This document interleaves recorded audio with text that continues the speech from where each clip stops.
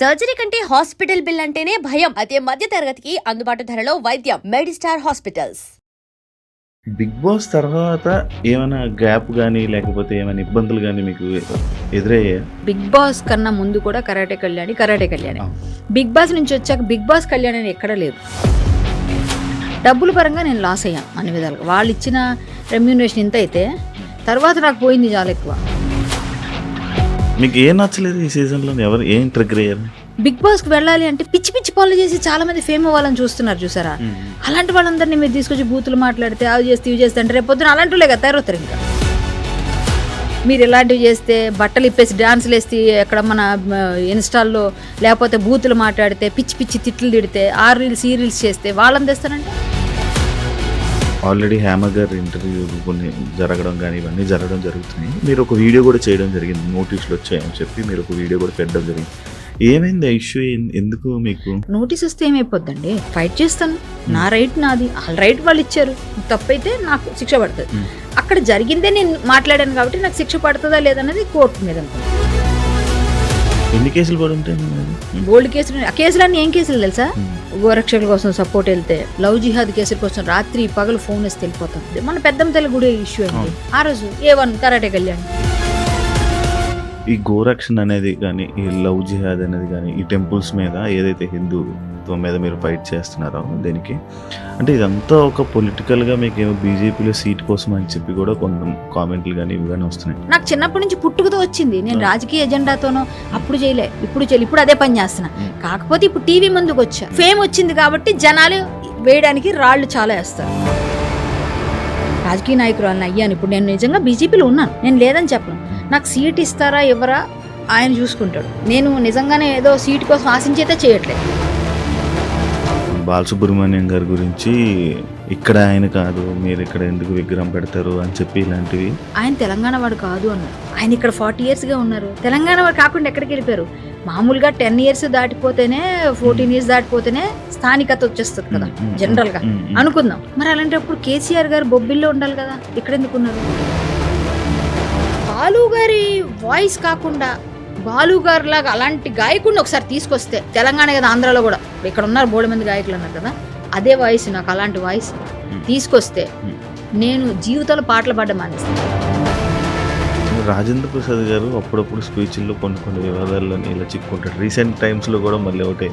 మీరు ఎప్పుడు మాట్లాడలేదు అని కొంచెం మైండ్ మామూలుగా కూడా ఆయన కొంచెం తొందరగా మాట అంటారు.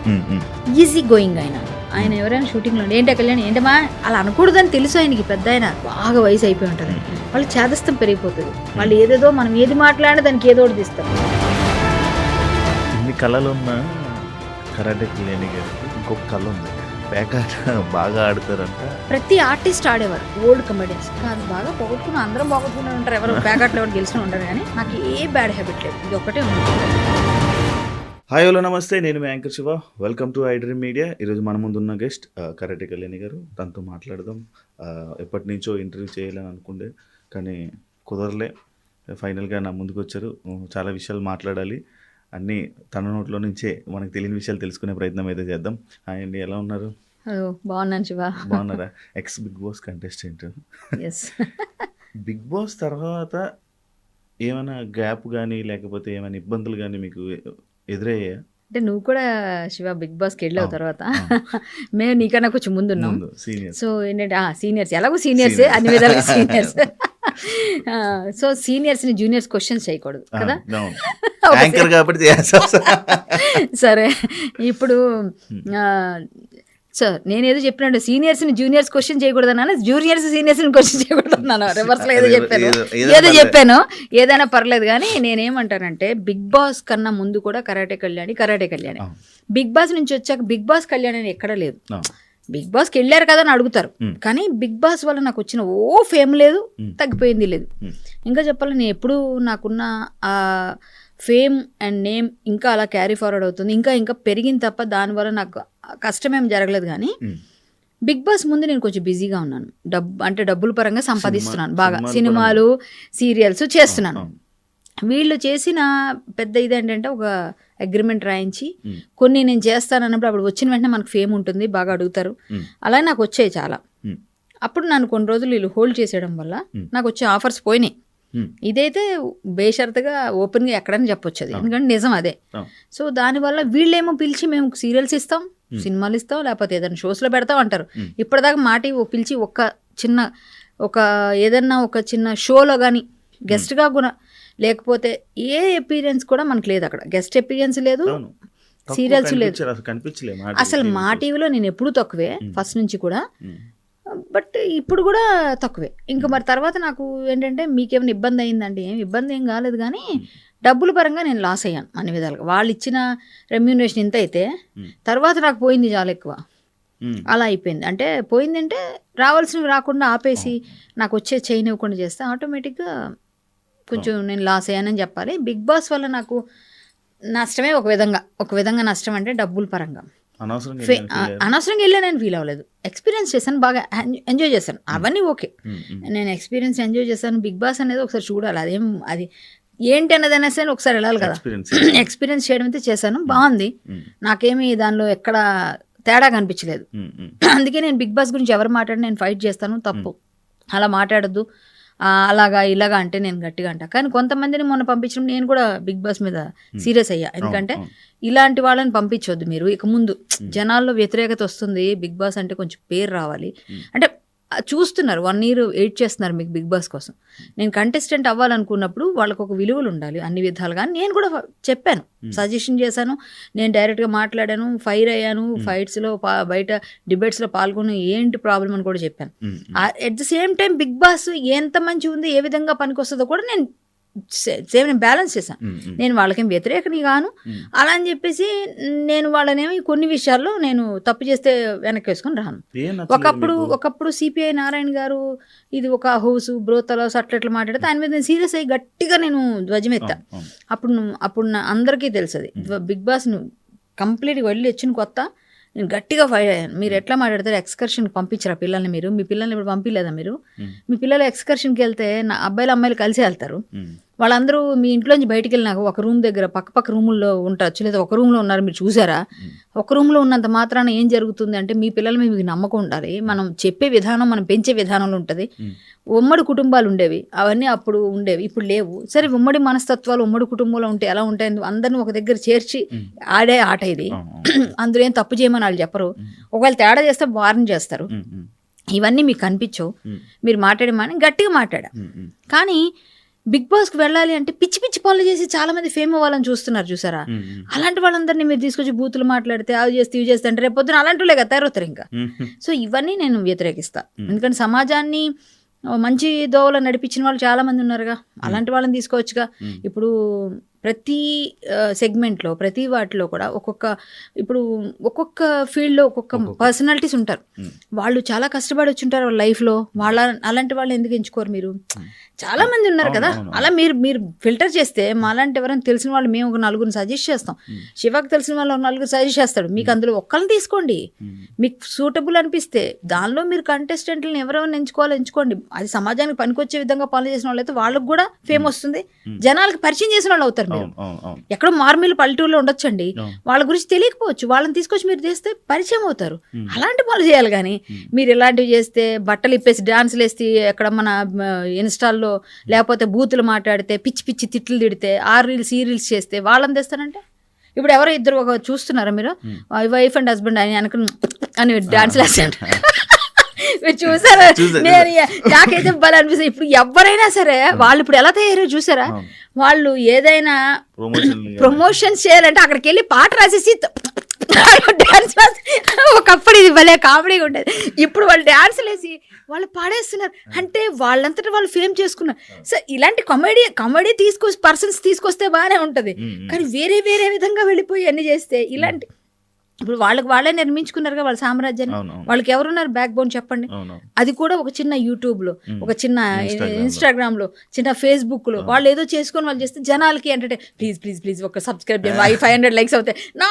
నేను కూడా చెప్పి చేయడం ఎలాంటి వాళ్ళు ఎంకరేజ్ చేయండి. పాపం వాళ్ళ సరదా, ఆ పాప వెనకాతను హస్బెండ్ వాళ్ళ తాపత్రయం ఈ మధ్య జబర్దస్త్లో కూడా కనిపిస్తున్నారు. అంటే ఏదైనా చేస్తే ఆనందకరంగా ఆరోగ్యకరంగా ఉండాలి, అంతేగాని పిచ్చి పిచ్చిగా ఉండకూడదు. అది నేను చెప్పేది. సో ఇలాంటి వాళ్ళు కొంతమంది ఏదో కష్టాల్లో ఉన్న వాళ్ళు, చాలా ఇబ్బందులు పడి చదువుకుంటున్న వాళ్ళు, బోర్డర్ దగ్గర ఉన్న సైనికులు, ఎన్నో కష్టాలు పడిన వాళ్ళ ఫ్యామిలీస్లో ఎవరి కష్టం లేదు, ప్రపంచంలో ప్రతి ఒక్కరికి ఉంటుంది. కష్టం లేని వ్యక్తిని చూపిస్తే నేను యాక్సెప్ట్ చేస్తాను. ఏ విధంగా అయినా సరే ఉంటుంది. నేనెంత నవ్వుతే నాకెంత ఉంటుందో, నువ్వెంత నవ్వుతే నీకెంత ఉంటాయి, ఎవరికి ఉండవు. చూస్తున్న వాళ్ళకి తెలీదా? ప్రతి ఒక్కరు కష్టం ఉన్నారు. ఆ కష్టంలోంచి బయటికి రావాలని ఒక పోరాటం ఉంటుంది కదా, దానికి సపోర్ట్ ఇచ్చినప్పుడే అవతల వాళ్ళకి వీళ్ళు దేవుళ్ళ కనిపిస్తారు. మీకు ఏం నచ్చలేదు ఈ సీజన్లో? ఎవరు ఏం ట్రిగ్గర్ అయ్యారు?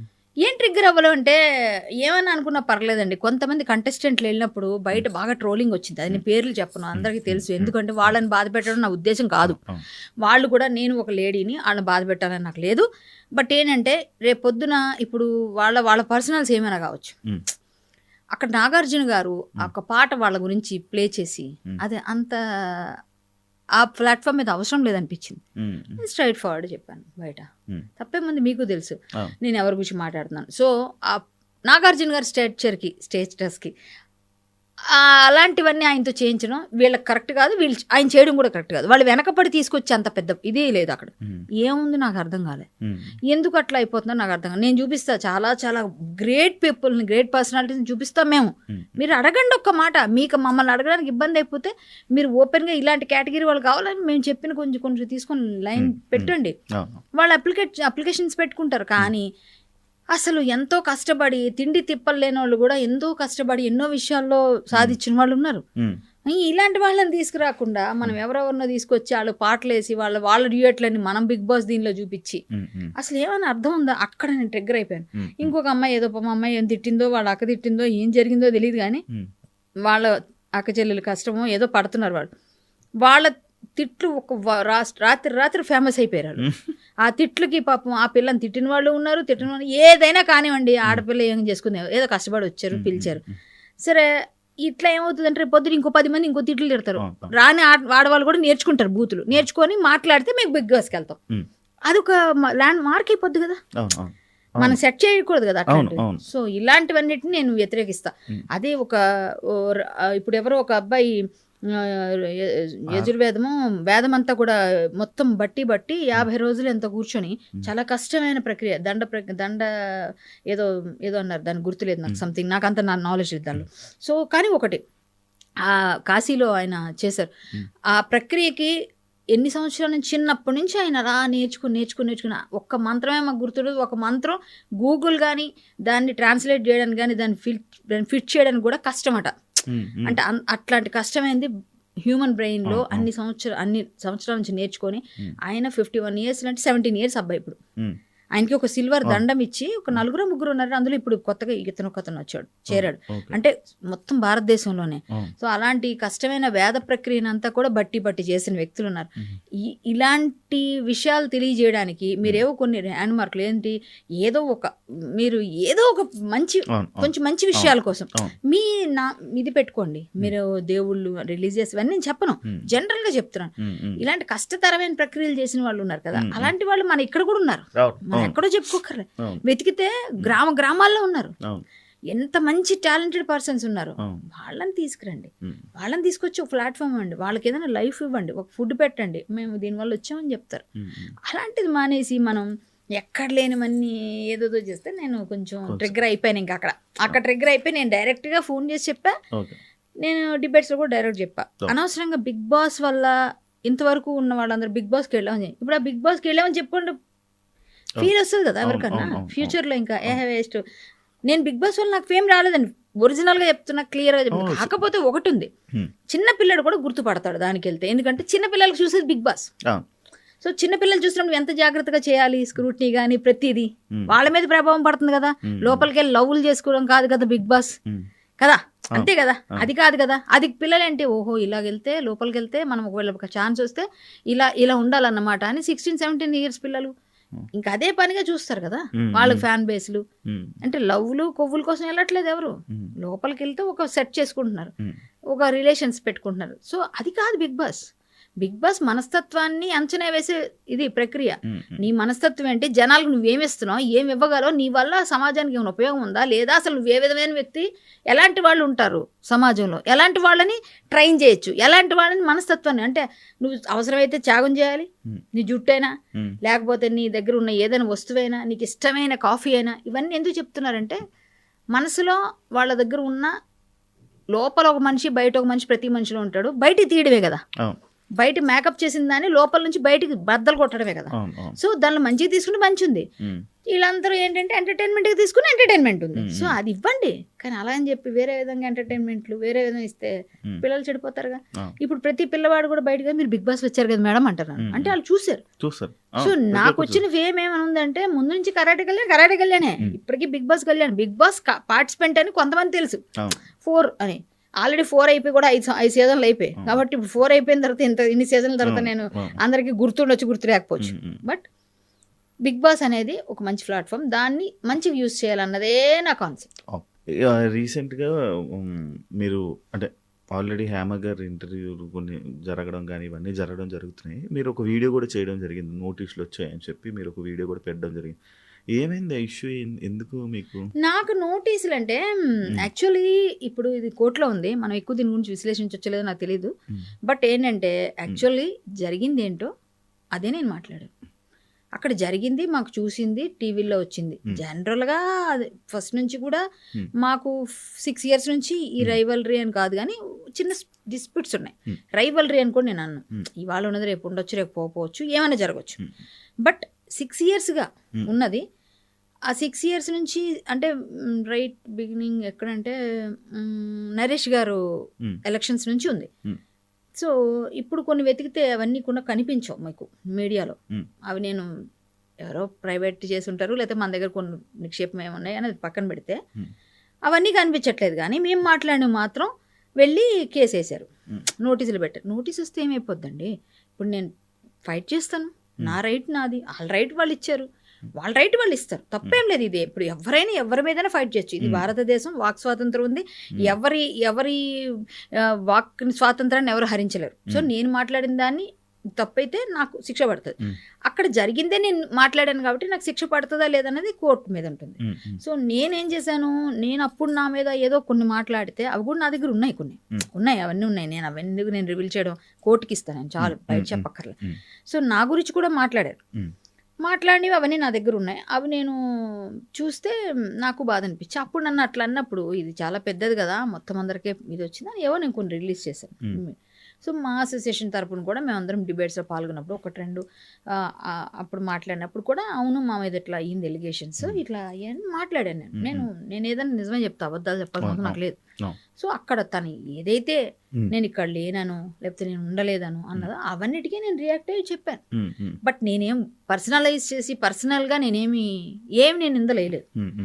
ఎవరి గురించి నేను జరిగింది చేశారన్నారా అక్కడ కనిపించిందే. సో ఒకటి సింపుల్ లాజిక్, అసలు మర్చిపోతున్నారు ఏంటో అర్థం కాలే.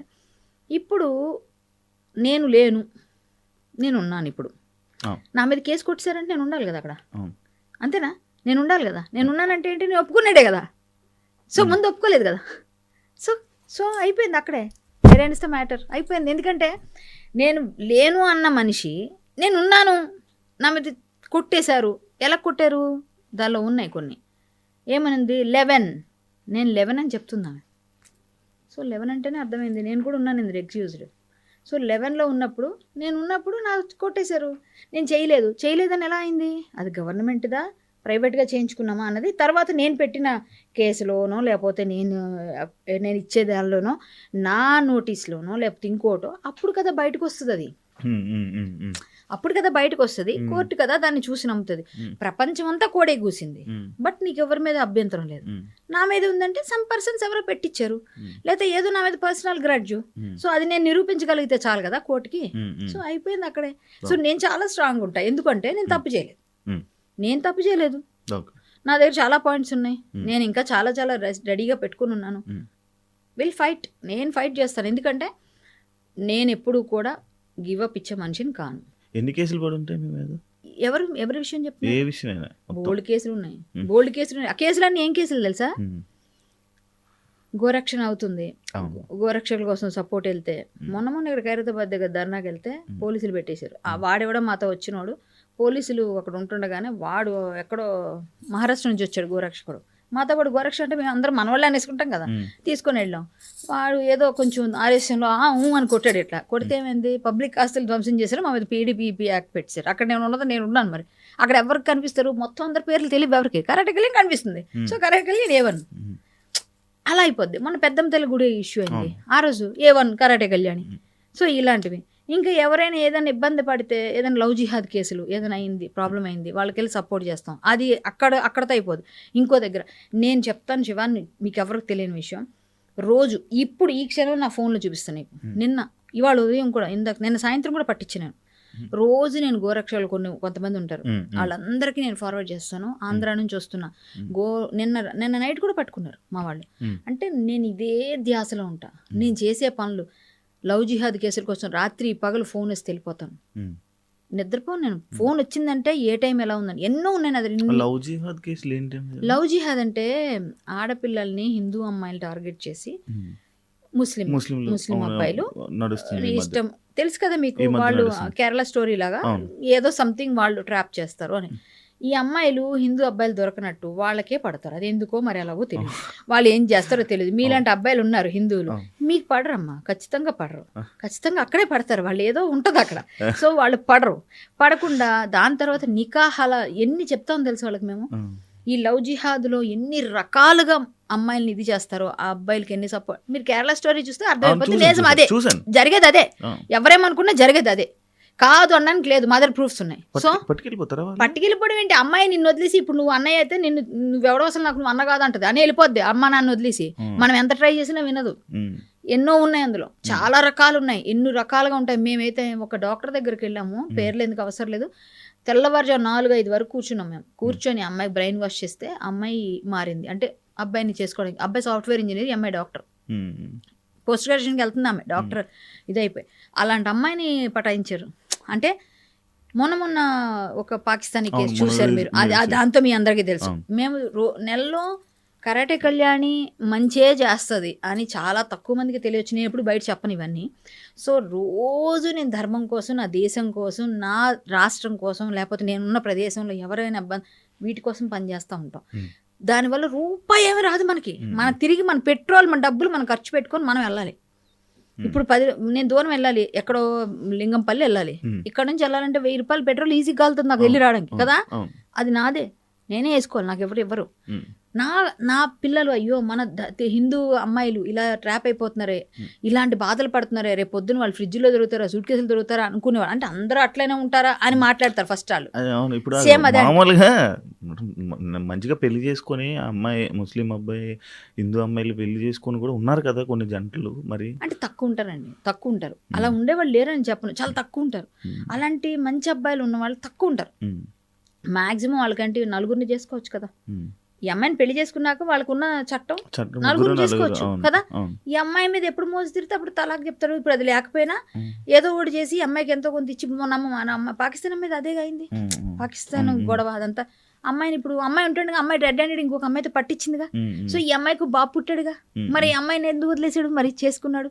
సో ఇలాంటి కేసులు ఎక్కువ ఉంటాయి. దానివల్లే మీరు అమ్మాయిలు ట్రాప్ పడకండి. మీరు వెళ్ళిపోయిన తర్వాత మీరు 4 చేసుకునే అవకాశం ఉంది. మిమ్మల్ని మేము అప్పుడు రక్షించుకోకన్నా ముందే మేము చెప్పుకోవచ్చు కదా అని మేము అన్ని విధాలుగా వాళ్ళు ప్రయత్నం చేస్తాం. ఇదో పెద్ద హెడ్ఏక్ అనమాట మనకి ఫ్యూచర్కి. ఏంటి, ఇప్పుడు ఒక మాట చెప్తా. ఇప్పుడు లక్ష్మి అనే అమ్మాయిని పెళ్లి చేసుకున్నాడు. ఒక ఎవరో అబ్బాయి, అజీజో ఏదో పేరు అనుకో, ఏదో మన పేర్లు ఎందుకు మనకు అనవసరం, ఎవరో ముస్లిం అబ్బాయి. ఇప్పుడు ఒక అజీజ్ అన్న అబ్బాయిని పెళ్లి చేసుకున్న ఈ లక్ష్మి ఫాతిమా అయ్యింది అనుకుందాం. ఫాతిమా అయ్యింది అంతే కదా, మారకపోతే చేసుకోడు. మేము ఎంతో ట్రై చేస్తాం, హిందూగా మారి చేసుకుంటే మా ఇంట్లో ఒప్పుకోరు అంటాడు. ఎంత ఘోరమో. మొన్న ఒక అమ్మాయి, ఒకే సింగిల్ అమ్మాయి, అక్కడ అమ్మాయి కోసం తల్లిదండ్రి బ్రాహ్మణు ఏడ్చారు. అమ్మాయి వినలేదు. 3 సంవత్సరాల నుంచి బొట్టు పెట్టుకోవడం మానేసింది అబ్బాయితో రిలేషన్ స్టార్ట్ అయినాక. ఇప్పుడు అమ్మాయి బొట్టు నాకు పెట్టింది వాళ్ళ మదరు, నేను పెడదామని అనుకుంటే అమ్మాయి పెట్టించుకోదంట, అరుస్తుందంట. సో అమ్మాయిని కన్వర్ట్ చేసేసాడు, ఈ అబ్బాయి కన్వర్ట్ అవడు. ఇప్పుడు ఈ అబ్బాయి, ఈ లక్ష్మి అన్న అమ్మాయి ఫాతిమా అయిపోతే అజీజ్ కొడుకుగా పెరుగుతారా పిల్లలు, లక్ష్మి పిల్లలుగా పెరుగుతారా, ఫాతిమా పిల్లలు ఆటోమేటిక్గా అజీజ్ పిల్లలు, అంతేనా? మరి అప్పుడు హిందూ సంతతి పెరిగిందా, ముస్లిం సంతతి పెరిగిందా? ఎవరిని పెంచుతున్నారు మీరు? అవును. వాళ్ళకి ఎంతమంది నేను కనాలి? 4 పిల్లలు మినిమం కంటేనే వాళ్ళు ఆడదానిగా యాక్సెప్ట్ చేస్తారు. మినిమం 4 కనాలి. 3 4 కంటే మంచి భార్య. తర్వాత కూడా ఇంకొక 4 భార్య చేసుకుని ఒక్కడే 12 మందిని కూడా కంటాడు, 15 మందిని కూడా కంటాడు. మనం ఒక్కరు లేక ముద్దు, ఇద్దరు ముద్దు అని చెప్పి ఇద్దరితో కట్ చేస్తాం. ఇప్పుడైతే ఒకరే అయిపోయారు. అమ్మ నాకు ఓపిక లేదన్న వాళ్ళు అయిపోయారు ఇప్పుడు. ఎందుకంటే జంక్ ఫుడ్లు. సో వాళ్ళకి ఓపిక ఉండదు, ఒక్కళ్ళే కంటారు. సో ఇప్పుడు హిందూ సంతతి తగ్గిపోతే రేపు పొద్దున ఒకరోజు వచ్చి నిజం జరిగేది, ఎవరేమనుకున్నా పర్లేదు, జరిగేది ఇదే. ఒకరోజు గట్టిగా వాళ్ళకి అజాయింపు వచ్చింది అనుకో, అంటారు కదా వాళ్ళకి దీనిలోంచి వస్తుంది కదా, దీనిలోంచి తను సరసే జుదా అంటాడు, ఇది తీసేస్తాడు. మన పక్కనే ఉన్న మన ఫ్రెండు, ముస్లిం ఫ్రెండు నీ ఇంటికి వచ్చి నీ మీద ఫైట్ చేస్తాడు. ఆ రోజుకి హిందూ ఎంతమంది ఉన్నారు, ముస్లిం పాపులారిటీ ఎంత ఉంది. సో ఇవన్నీ జరగకుండా హిందూ అమ్మాయిలు కాపాడుకోవడం మా పని. హిందూ అమ్మాయిల కోసం ఫైట్ చేస్తాం రాత్రి పగలు. మేము వెళ్తాం, చెప్తాం. ఎంతోమంది సంఘం కోసం పనిచేసే సంఘసేవ చేసే ఆర్ఎస్ఎస్ వాళ్ళు, విహెచ్పి వాళ్ళు, నాలాంటి కొన్ని సంస్థలు ఎంతోమంది ఫైట్ చేస్తాయి. నా శ్రీయాదిభట్ల శ్రీకళాపీఠం అని పెట్టుకున్నాను. నా సంస్థల తరపున నేను ఎన్నో ఫైట్లకు వెళ్తాను, గోరక్ష చేస్తాను, అమ్మాయిల కోసం ఫైట్ చేసి ఈ లవ్ జిహాద్ చేస్తాను. అంతేకాకుండా గుళ్ళు గోపురాలు కూలగొడితే వెళ్తాను. ఎక్కడైనా ఏది చెయ్యనో చెప్పు, అన్నీ చేస్తా. కానీ అందరూ బోర్డర్లో సైనికులు ఎలా కాపలా కాస్తారో మా చుట్టూ జరుగుతున్న ఈ విధ్వంసాలన్నిటికీ మేము కూడా అలా కాపలా కాస్తున్నాం. కానీ జనాలకి తెలియదు. కళ్యాణ్ ఏం చేస్తుందంటే సినిమాల్లో చేస్తుంది, బయటకు వచ్చి పబ్లిక్ లో అందరి మీద ఫైట్ చేసి అరుస్తుంది, ఏదో డిబేట్ లో మాట్లాడుతుంది అనుకుంటారు. నేను రోజు అర్ధరాత్రి పూట కూడా గోరక్షకి వెళ్ళేది ఎవడు చూశాడు? ఇంటికి వచ్చి చూడలేదు. నాకెంత థ్రెట్ ఉంది ఎవరికి తెలుసు? ఏ రోజు నేనేమైతానో తెలీదు. నా ప్రాణం కూడా నేను వదిలి దేశం కోసం ధర్మం కోసం పనిచేస్తుంటే ఇక్కడ పనిచేస్తున్న వాళ్ళకి ఇచ్చే విలువ లేదు అసలు. వాళ్ళు విలువిస్తారని నేను భయం చెయ్యం. ఎందుకో తెలుసా, నా మనసులో నాకు దేశభక్తి నరనరాల్లో ఉంటే, నా దైవభక్తి నరనరాల్లో ఉంటే, నా హిందూ దేవీ దేవతల కోసం, నా ధర్మం కోసం నేను పోరాటం. ఎందుకంటే నేను పుట్టింది పవిత్రమైన భారతదేశం. భారతదేశ గడ్డపై పుట్టిన ప్రతి ఒక్కరూ రుణపడి ఉండాలి. నా వల్ల ఏదైనా రుణం అయితే ఏదో ఒక దానిలో నేను ఫైట్ చేస్తున్న దానిలో పనికి వస్తే ఒక్క అమ్మాయి మారినా చాలని మేము ప్రయత్నం ఎంతో మందిని మారుస్తున్నాం కదా, ఎంతో మందిని సేవ్ చేస్తున్నాం కదా. కానీ బయట పెట్టమని ఎందుకో తెలుసా, నేను ఇవాళ నా ఫేస్బుక్లో 1 సంవత్సరం నుంచి పెట్టని పోస్టులు బోల్డ్ ఉన్నాయి, చేసిన కార్యక్రమాలు పెడితే నాకు టైమే దొరకదు తెలుసా, అన్నీ ఉన్నాయి. నాకు అసలు నేను మొన్న 2 మార్చాను. అంటే మార్చడం అంటే వాళ్ళని స్వధర్మంలోకి తీసుకొచ్చుకున్నా. విజయవాడ హోటల్లో ఉండి నా కారు ఆగిపోతే సర్వీసింగ్ ఇచ్చి అవన్నీ చేసుకొని ఆ 2 రోజులు అక్కడ ఉండి, వాళ్ళు ఆల్రెడీ ఎప్పటి నుంచో నాకు తెలుసు హిందూ పేర్లు, భవానీ, జ్యోతి ఇలాంటి పేర్లు చూస్తే వాళ్ళు చర్చిలకు వెళ్తారు. చర్చిలకు వెళ్ళండి, ఎవరు వద్దన్నారు. కానీ నువ్వు ఎక్కడ పుట్టావు, ఇంట్లో అందరూ అదే ధర్మంలో ఉంటూ నువ్వు ఒక్కదాని ఎందుకు మారావంటే ప్రలోభం. ఏం ప్రలోభం పెడుతున్నారు అసలు ఏంటనే, నా ధర్మం ఏంటి, నువ్వు ఎలా ఉండాలి, ఎక్కడ పుట్టావు, ఏం చేసావు అని చెప్తే అన్ని విషయాలు మాట్లాడిన తర్వాత నిజమేనమ్మా మాకు ఇలాగే చెప్పారమ్మా అని, మీకు ఇలాగే చెప్పి మారుస్తారు. సో నీ ధర్మం నువ్వు తెలుసుకో, నువ్వు ఎక్కడున్నావు, ఎక్కడ పుట్టావు, నువ్వు ఉండాలని చెప్పి నేను కొన్ని మాటలు చెప్పి కొన్ని కథలు చెప్పి వదిలేసా. ఇప్పుడు పెద్ద స్టోరీ అదంతా. సో అదంతా కట్ చేస్తే 2వ రోజు నేను బయలుదేరి వచ్చేస్తున్నప్పుడు నేను కుంకుమ తీసుకెళ్ళి బొట్టు పెట్టుకుంటావు కదా, ఇంకెళ్తావు కదా, నువ్వు వెళ్ళావు కదా అంటే నేను చర్చికి వెళ్ళను ఇంకా అన్నది.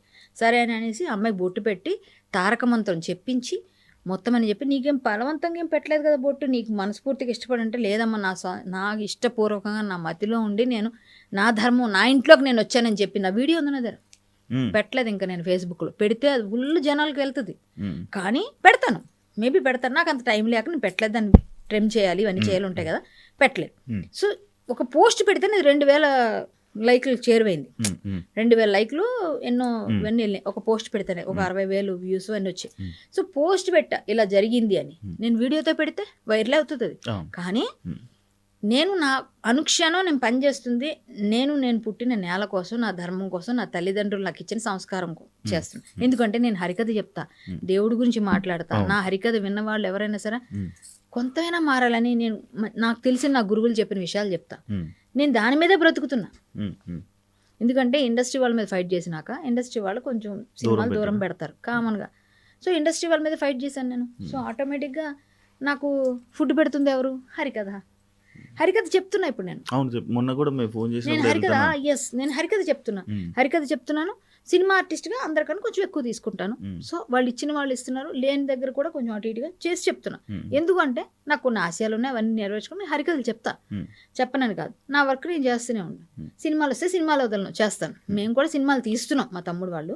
సో అది ఓకే. ఎంత ఇస్తారా మామూలుగా హరికథకి నేను ఎక్కువ ఛార్జ్ చేస్తాను. అంటే నేను ఎక్కువ, ఎందుకంటే నా టీంతో వెళ్తాను, ప్లస్ నేను సినిమా ఆర్టిస్ట్ కాబట్టి అందరికన్నా నేను ఎక్కువ. బయట వాళ్ళు ఒక 25-30 తీసుకునే వాళ్ళు పెద్ద ఆర్టిస్టులు ఉన్నారు, వాళ్ళకే తక్కువ ఇస్తారు. హరికథ అనేది చాలా కష్టంగానే తక్కువ ఇస్తారమ్మా వాళ్ళకి అందరికీ. నేను అదే అంటాను, ఇప్పుడు పాట పాడితే ఒక సింగర్ వచ్చి సినిమాలో ఒక 2-3 పాటలు పాడితే సింగర్గా వస్తే వాళ్ళకు లక్షల్లో ఇస్తున్నారు. సో నేను కూడా సినిమా సింగర్ని, ఛత్రపతి సినిమాలో పాడాను, నేను కిరణ్ గారు పాడించారు. సో కొన్ని సినిమాల్లో కూడా పాడా. సో అలాంటప్పుడు నేను సింగర్గాను తీసుకోవచ్చు, ఆర్టిస్ట్గాను తీసుకోవచ్చు, బిగ్ బాస్కి వెళ్ళి వచ్చాను, ఫేమ్ ఉంది అప్పుడు నవ్వు అన్నట్టుగా అది కూడా వాడుకోవచ్చు. నేను ఎప్పుడు వాడుకోలేదు ఎంతవరకు, వదిలే కానీ బిగ్ బాస్ని. జనరల్గా నేను ఒక ఆర్టిస్ట్గా ఇంత ఇదిగా ఉండి ఒక మంచి దీనికోసం ధర్మం కోసం పనిచేస్తాను కాబట్టి ధర్మబద్ధంగా నాకు ఇంత కావాలండి, నా వర్త్ ఇది, నేను ఇంట్లో తీసుకుంటాను, నా పక్క వాయిద్యాలు ఉంటాయి, నేను ఛార్జీలు అని చెప్పి చెప్తాను. వాళ్ళకు అంతగా ఇంత అంటారు, లోకల్ అయితే కొంచెం తక్కువ చేస్తాను, నా లోకల్ అయితే కొంచెం ఎక్కువ తీసుకొని చేస్తాను. ఇప్పుడు అవన్నీ ఎందుకు కానీ ఎంత తీసుకుంటామని పర్వాలేదు, నేను కూడా మంచిగానే ఛార్జ్ చేసి తీసుకుంటాను. వాటితోనే నేను చేసే మంచి పనులకి, నాకు ఇలాంటి ధర్మ కార్యక్రమాలకి అన్నింటికి పనికొస్తాయి. ఏ రోజైనా ఎవరో ఒకరు ఫోన్ చేసి అక్క అది కావాలి ఇది కావాలని ఏదో జాతర నేను చేస్తుంటాను అంతే. ఈ గోరక్షణ అనేది కానీ, ఈ లవ్ జిహాద్ అనేది కానీ, ఈ టెంపుల్స్ మీద ఏదైతే హిందుత్వం మీద మీరు ఫైట్ చేస్తున్నారో దేనికి అంటే ఇదంతా ఒక పొలిటికల్గా మీకు ఏమో బీజేపీలో సీట్ కోసం అని చెప్పి కూడా కొంత కామెంట్లు కానీ ఇవి కానీ వస్తున్నాయి. అంటే నిజంగా మీరు పొలిటికల్ ఆ సీట్ కోసమా ఇవన్నీ చేస్తుంది? సో నేను నా 13వ ఏట నేను ధర్మం కోసం నేను హరికథలు చెప్పడం మొదలుపెట్టాను. ఇప్పటికీ హరికథలు చెప్తున్నాను. మరి అప్పుడు నాకు పొలిటికల్ ఎజెండా ఉందా? 13 ఏళ్ళ నాకు 13 ఏళ్ళు. అప్పటికి నాకు 13 ఏళ్ళు, ఇప్పుడు నాకు 40+లో ఉన్నాను. సో ఇప్పటికి సేమ్ పొలిటికల్. అప్పుడు కళ్యాణి, సో అప్పుడు ధర్మం కోసం పనిచేసింది, ఇప్పుడు చేస్తున్నాను. అప్పుడు నేను ప్రేమ సమాజంలో ఫ్లూట్ వాయించే అంధ కళాకారులను తీసుకొని ప్రేమ సమాజంలో చేయి పట్టుకొని, ప్రేమ సమాజం విజయనగరం ప్రేమ సమాజంలో చేయి పట్టుకొని వాళ్ళని సంగీత కాలేజీ దాకా నడిపించుకొని వాళ్ళకి సహాయం చేస్తూ తిరిగిన కళ్యాణి అప్పుడు అదే చేస్తుంది. ఇప్పుడు అందులోకి వాళ్ళకి వీళ్ళకి హెల్ప్ చేస్తుంది. మరి ఏం ఎజెండా ఉంది అప్పుడు? ఇప్పుడు ఏం ఎజెండా ఉంది? అప్పుడు కూడా చేశాను హెల్ప్. నేను నాకు చేతనైనా నా చేతిలో 10 రూపాయలు ఉంటే ₹1 2 రూపాయలు పెట్టి పళ్ళు, అరటి పళ్ళు, వాళ్ళకి ఏం కావాలి ఏవైనా సరే ఏది కొనుక్కుంటుంది, నేను ఇంటికి పట్టుకెళ్తున్నాను కూరగాయలు, అందులోంచి కొంత ఎవరైనా పక్కన కష్టంలో ఉన్నారు, పక్కన ఒకళ్ళు అడుకునే ముందు తీసి ఇచ్చేసిద్దాన్ని ఏదో కూరగాయలు నా చేతిలో ఉంటే ఇచ్చేస్తాను. నేను ఇప్పటికంతే, నా పద్ధతి అంతే. నాకు తెలియదు ఆ టైంలో, నాకు అనిపించిందంటే ఎవరికైనా తీసి ఇచ్చేస్తాను. అట్లా నేను అప్పుడు కూడా చిన్న వయసులోని ఇస్తే చాలా చల్లగా ఉండమని అప్పుడే నాకు దీవించేవారు. నేను దానిమ్మలు ఏవి కొనుక్కున్నా నా చేతిలో ఉంటే ఒకళ్ళు ఎవరైనా కష్టం నుండి ఎవరైనా రోడ్డు మీద ఉన్న చాలా ముసలి వాళ్ళకి, చిన్న పిల్లలకి, ఎవరైతే కళ్ళు ఇవన్నీ లేక ఇబ్బందుల్లో ఉంటారు, ప్రేమ సమాజంకి నా పుట్టినరోజుకి చిన్నప్పుడే నేను అరటిపళ్ళు అవి కొనుక్కొని వెళ్ళి వాళ్ళకి ఒక్కొక్క పండు ఇచ్చేదాన్ని. నా చిన్నప్పుడు, నాకు చిన్నప్పటి నుంచి పుట్టుకతో వచ్చింది. నేను రాజకీయ ఎజెండాతోనో అప్పుడు చేయలే, ఇప్పుడు చేయలే, ఇప్పుడు అదే పని చేస్తున్నా. కాకపోతే ఇప్పుడు టీవీ ముందుకు వచ్చాను, పెరిగాను, ఫేమ్ వచ్చింది కాబట్టి జనాలు వేయడానికి రాళ్ళు చాలా వేస్తారు. సో నేను ఎప్పుడు ఒకలాగే ఉన్నాను. ఓకే, రాజకీయ ఎజెండా వచ్చి నేను రాజకీయ నాయకురాలు అయితే వాళ్ళకి ఏం ప్రాబ్లం అవ్వదుగా. రాజకీయ నాయకురాలను అయ్యాను, ఇప్పుడు నేను నిజంగా బీజేపీలో ఉన్నాను, నేను లేదని చెప్పను. నాకు సీట్ ఇస్తారా ఇవ్వరా ఆయన చూసుకుంటాడు. నేను కృష్ణుడు చెప్పిన భగవద్గీత ప్రకారంగా ఫలితం ఆశించొద్దు, నువ్వు నీ పని నువ్వు చేసుకుంటూ వెళ్ళు, అంతే కదా. నువ్వు పని నువ్వు చెయ్యి, ఫలితం నేను ఇస్తాను అన్నాడు ఆయన గీతలో. అదే నేను చేస్తున్నా. ఇప్పుడు నా పని నేను చేస్తున్నా, ఫలితం నేను ఆశించట్లే. నాకు ఇవ్వాలని రాసి పెట్టుంటే ఎక్కడి నుంచో వచ్చి ఇవ్వచ్చు, ఇవ్వకపోయారు, ఇస్తే కూడా నేను మంచిగా చేస్తా పేదలకి. నేను నిజంగా అయితే నా మార్కు నేను వేస్తా. నేను నిజంగానే ఏదో సీట్ కోసం ఆశించైతే చేయట్లేదు, అది క్లియర్ చేసుకోవచ్చు ఎవరైనా. పొలిటికల్ మీద ఇంట్రెస్ట్ ఉంది, పొలిటికల్ నేను ఆల్రెడీ ఉన్నాను కదా. నేను ఎందుకు అయ్యానో కూడా చెప్తా. నేను జాయిన్ అయ్యి 4 years 5 years అయింది బీజేపీలో. నేను జాయిన్ అయింది బీజేపీలో. జనసేన బీజేపీని ఫస్టే అనుకున్నాను, పోస్టులు కూడా నేను పెట్టాను. అప్పుడు మీరు వెళ్తే వెనక్కి కనిపిస్తాయి. సో 4 years కింద జాయిన్ అయినప్పటి నుంచి ఇప్పటికీ నేను బీజేపీలో ఉన్నాను. నాకు మోడీ గారు అంటే చాలా ఇష్టం, ఆయనే నా రాజకీయ గురువు అని ఫీల్ అవుతాను, నాకు ఇష్టం. సో అందువల్ల నేను బండి సంజయ్ గారు ఆధ్వర్యంలో అప్పుడు జాయిన్ అయ్యి ఇప్పటి వరకు నేను పార్టీ మారలేదు. నాకు ఎన్నో ఆఫర్స్ వచ్చాయి. నాకు ఎలక్షన్స్ 2 సార్లు నాకు తెలిసి వచ్చినప్పుడు కూడా, మొన్న బై ఎలక్షన్కి ముందు కూడా ఇంకొక ఎలక్షన్ వచ్చింది, అప్పుడు కూడా నేను పార్టీలో ఉన్నప్పుడు నాకు వేరే పార్టీల నుంచి వచ్చారు. మీకు మేము ఇస్తాం సీటు, వాళ్ళు మీకు ఇవ్వరు, ఇంత వేరం ఇవ్వకపోయినా పర్లేదు మేము ఇస్తాం. వాళ్ళు చిన్న పార్టీలే కావచ్చు, చిన్న పార్టీలు ఇండిపెండెంట్గా, వాళ్ళ పార్టీ ఇండిపెండెంట్ కాకుండా మీరు వచ్చి మా చేస్తే మీకు అన్ని మేము చూసుకుంటాం. కొన్ని అడిగిన నమస్కారం పెట్టి తిరస్కరించాను. ఉమ్, అలా అయితే నేను డబ్బుల కోసం వచ్చి రాజకీయపరమైన ఎజెండా ఉంటే నేను నిలబడొచ్చు కదా. ఉమ్, ఉమ్. నాకైతే ఫేమ్ ఉంది కదా, నువ్వు ఒప్పుకుంటావు కదా. అవును. బయటికి వెళ్తే కరాటే కళ్యాణ్ నిలబడ్డారంటే మీడియా అటెన్షన్ గ్రాప్ చేయొచ్చు కదా నేను. అవును. సో అది వాళ్ళకి బ్యాడ్ అవుతుంది కదా. పక్కన వేరే ఎవరైతే క్యాండిడేట్స్ ఉన్నారో వాళ్ళను వచ్చి ఉమ్, మీరెందుకు నిలబడ్డారని అడగడానికైనా వస్తారు కదా. ఉమ్, ఉమ్, సో నేను అదే అనుకుంటే నిలబడొచ్చుగా. నేను వెళ్ళలేదే. ఉమ్, నేను ఒకటే చెప్తా, మ్మ్. మంచి పని చేయడం కోసం రాజకీయాల్లోకి రావకర్లే. కానీ నేను చేసే ఈ పాస్టర్స్ ఎవరైతే ఉన్నారో కొంతమంది బాధ పెట్టే విధంగా నన్ను నేను కొంతమంది పాస్టర్స్ కూడా అరెస్ట్ చేయించాను. ఉమ్, ఉమ్, సో ఆ టైంలో నాకు దాడి ఎక్కువైపోయింది పార్టీల నుంచి. ఉమ్, వైసీపీ భయంకరంగా ట్రోల్ చేశారు. ఉమ్, ఇప్పుడు మేము కూటమిలో ఉన్నారు టీడీపీ, బట్ వైసీపీ టీడీపీ ఇద్దరు ట్రోల్ చేశారు నన్ను ఒక టైంలో ఉమ్, ఉమ్. కొన్ని ఇష్యూస్లో. ఓకే. సో వీళ్ళు చేసేప్పుడు వాళ్ళ సపోర్ట్ వచ్చేసి వాళ్ళు కామెంట్లు పెట్టేవారు, వాళ్ళు చేసేప్పుడు వీళ్ళు. అప్పుడు నేను ఏ పార్టీలో లేను. ఉమ్, ఉమ్, అప్పుడు నాకు ఇవన్నీ చూసి మనకు కూడా ఒక పార్టీ అండ ఉండాల్సిన టైం వచ్చిందని అప్పుడు నేను బీజేపీలో జాయిన్ అయ్యాను. అచ్చా. సో నన్ను ట్రోల్ చేసినప్పుడు వారం రోజులు 3,000-4,000 కాల్స్ వచ్చాయి నాకు, ఫోన్ కాల్స్, బెదిరింపు కాల్స్. ఉమ్, ఉమ్, 4,000 కాల్స్ నా దగ్గర స్క్రీన్ షాట్స్ అన్నీ రికార్డ్ చేసి పెట్టుకున్నాను. నేను సైబర్ క్రైమ్లు ఇవ్వడం, వాళ్ళు ఎవరెవరు ఎక్కడెక్కడి నుంచో, వాడు ఆ ఊర్లోంచి కాకుండా ఏదో ఎక్కడెక్కడి నుంచో వాడు ఫోన్ చేస్తాడు. సో నేను ఎంతమంది నేను పట్టుకుంటే ఎంతమంది మీద పెడతాను కేసు. నన్ను బెదిరించారు లిటరల్లీ. నేను నేను పెట్టిన పోస్ట్ నేను ఒకసారి ఫేస్బుక్లో పోస్ట్ పెడితే డిలీట్ అవ్వదు నా పోస్ట్. నేను చాలా స్ట్రాంగ్ ఉంటా. అది తప్పైనా సరే తప్పు మీద నిలబడతాను, కానీ తప్పు అయితే ఒప్పుకుంటా మళ్ళీ అది. కానీ డిలీట్ మాత్రం చేయను. పోస్ట్ పడకపోవాలి నా ఫేస్బుక్. మీరు అబ్జర్వ్ చేయండి, అన్ని నేను నిజాలే చెప్తా. పోస్టులు అన్ని పెడుతున్నారు. ఏదైనా పోస్ట్ పెట్టాను ఒకసారి అంటే దాని మీద స్టాండ్ తీసుకొని పెడతాను, ఆ స్టాండ్ మీద నిలబడతాను. అంత స్ట్రాంగ్ ఉంటాను నేను. మళ్ళీ ఎవరైనా బెదిరించి నేను ఏం చేసి నేను తిను, నీ తల్లో జేజం రావాలని చెప్తాను డైరెక్ట్. నేను తీసినవి చాలా తక్కువ సందర్భాలు ఉంటాయి, తీయలేదని కూడా చెప్పను. ఒక్కటని తీసుంటాను, ఏమో గుర్తులేదు ఇప్పుడు కాదు. అది కూడా కొంచెం ఆధ్యాత్మికమైన వేత్తల మీద ఏదైనా రాంగ్ మెసేజ్ వెళ్తుందంటే వాళ్ళ మీద మనం పెట్టినట్టు అనిపిస్తుందేమో అని కొన్నిసార్లు 1-2 ఎవరో నన్ను సజెస్ట్ చేసి రిక్వెస్ట్ చేస్తే ఇలా ఉందక్క అంటే అది నాకు కన్విన్స్గా అనిపిస్తే అప్పుడు తీసుంటాను. కానీ నేను మ్యాక్సిమం పోస్ట్ పెడితే తీయను. అది మా గ్రూపులు ఉంటారు, మాకు కొంతమంది గ్రూప్స్ ఉంటారు, మా తమ్ముళ్ళు మా ఫ్రెండ్స్ మేము అందరం కలిసి ఒక గ్రూప్లో మాట్లాడుకున్నప్పుడు గ్రూప్ కాల్స్లో కూడా మేడం పోస్ట్ వేసిందా, వేసింది, మరి తీయదా మేడం మనం తీయమని చెప్పిరా అని వీళ్ళు మాట్లాడుకుంటారు. అలా ఉన్నా కూడా ఉన్నారు. ఎవ్వరు ఎవరి మాట ఏందండి, ఆవిడ మోనార్క్ అంటారు. నిజమే, నా మాట నేను కూడా ఒకసారి ఫిక్స్ అయితే విన్నాం, సేమ్ డైలాగ్ నిజంగా. అలా గట్టిగా ఫైట్ చేస్తాను నేను దేనికోసమైనా. సో నాకు ఇలాంటివి చాలా జరిగాయి. పొలిటికల్ ఎజెండాతోనైతే మాత్రం నేను ఇవన్నీ చేయనండి. నేను చిన్నప్పటి నుంచి నా నరనరాల్లో జీర్ణించుకుపోయింది.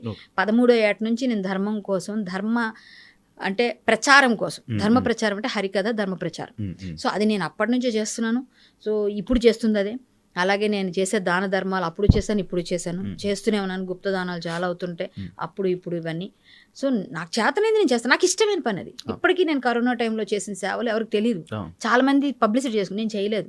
చాలా చేశాను నేను కరోనాలో. నేను చేసినన్ని మొత్తం డబ్బులన్నీ నేను ఖర్చు పెట్టాను, ఎవరికి తెలియదు. ఇప్పటికి నువ్వు అడిగే ఒకటి చెప్తున్నా కానీ ఎన్ని ఖర్చు పెట్టానో, ఎంతమందికి ఎన్ని రకాల హెల్ప్లు జరిగాయో చాలా జరిగాయి. చాలా చేశాను నేను సొంతంగా. రోజుకి 200 మందికి వంట చేసి నేను పెట్టేదాన్ని. రోజు 90 days చేసాం, ఒకసారి 45 days చేసాం.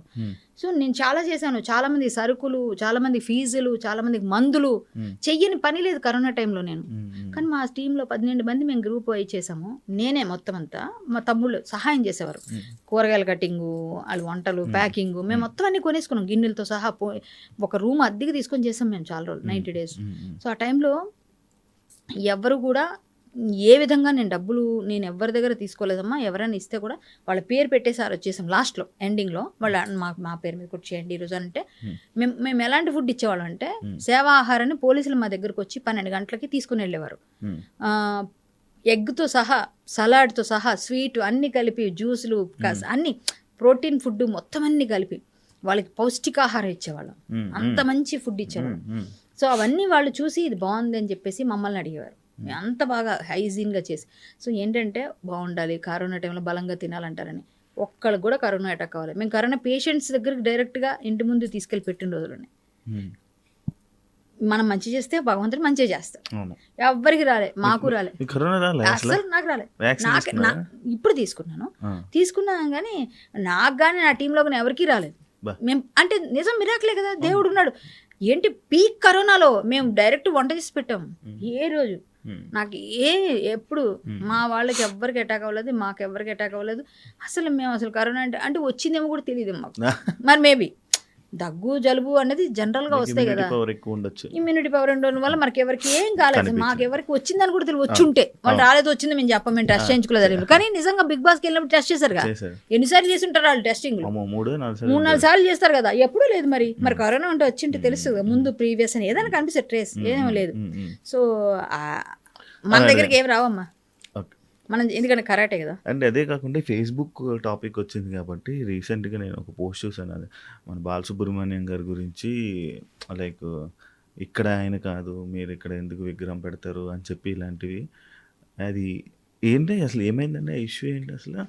చాలా బాధాకరమైన విషయం తెలుసా అది. ఎందుకంటే బాలు గారు అనే ఆయన మన ప్రపంచంలో ఎవరు గుర్తుపట్టరు ఆయన్ని.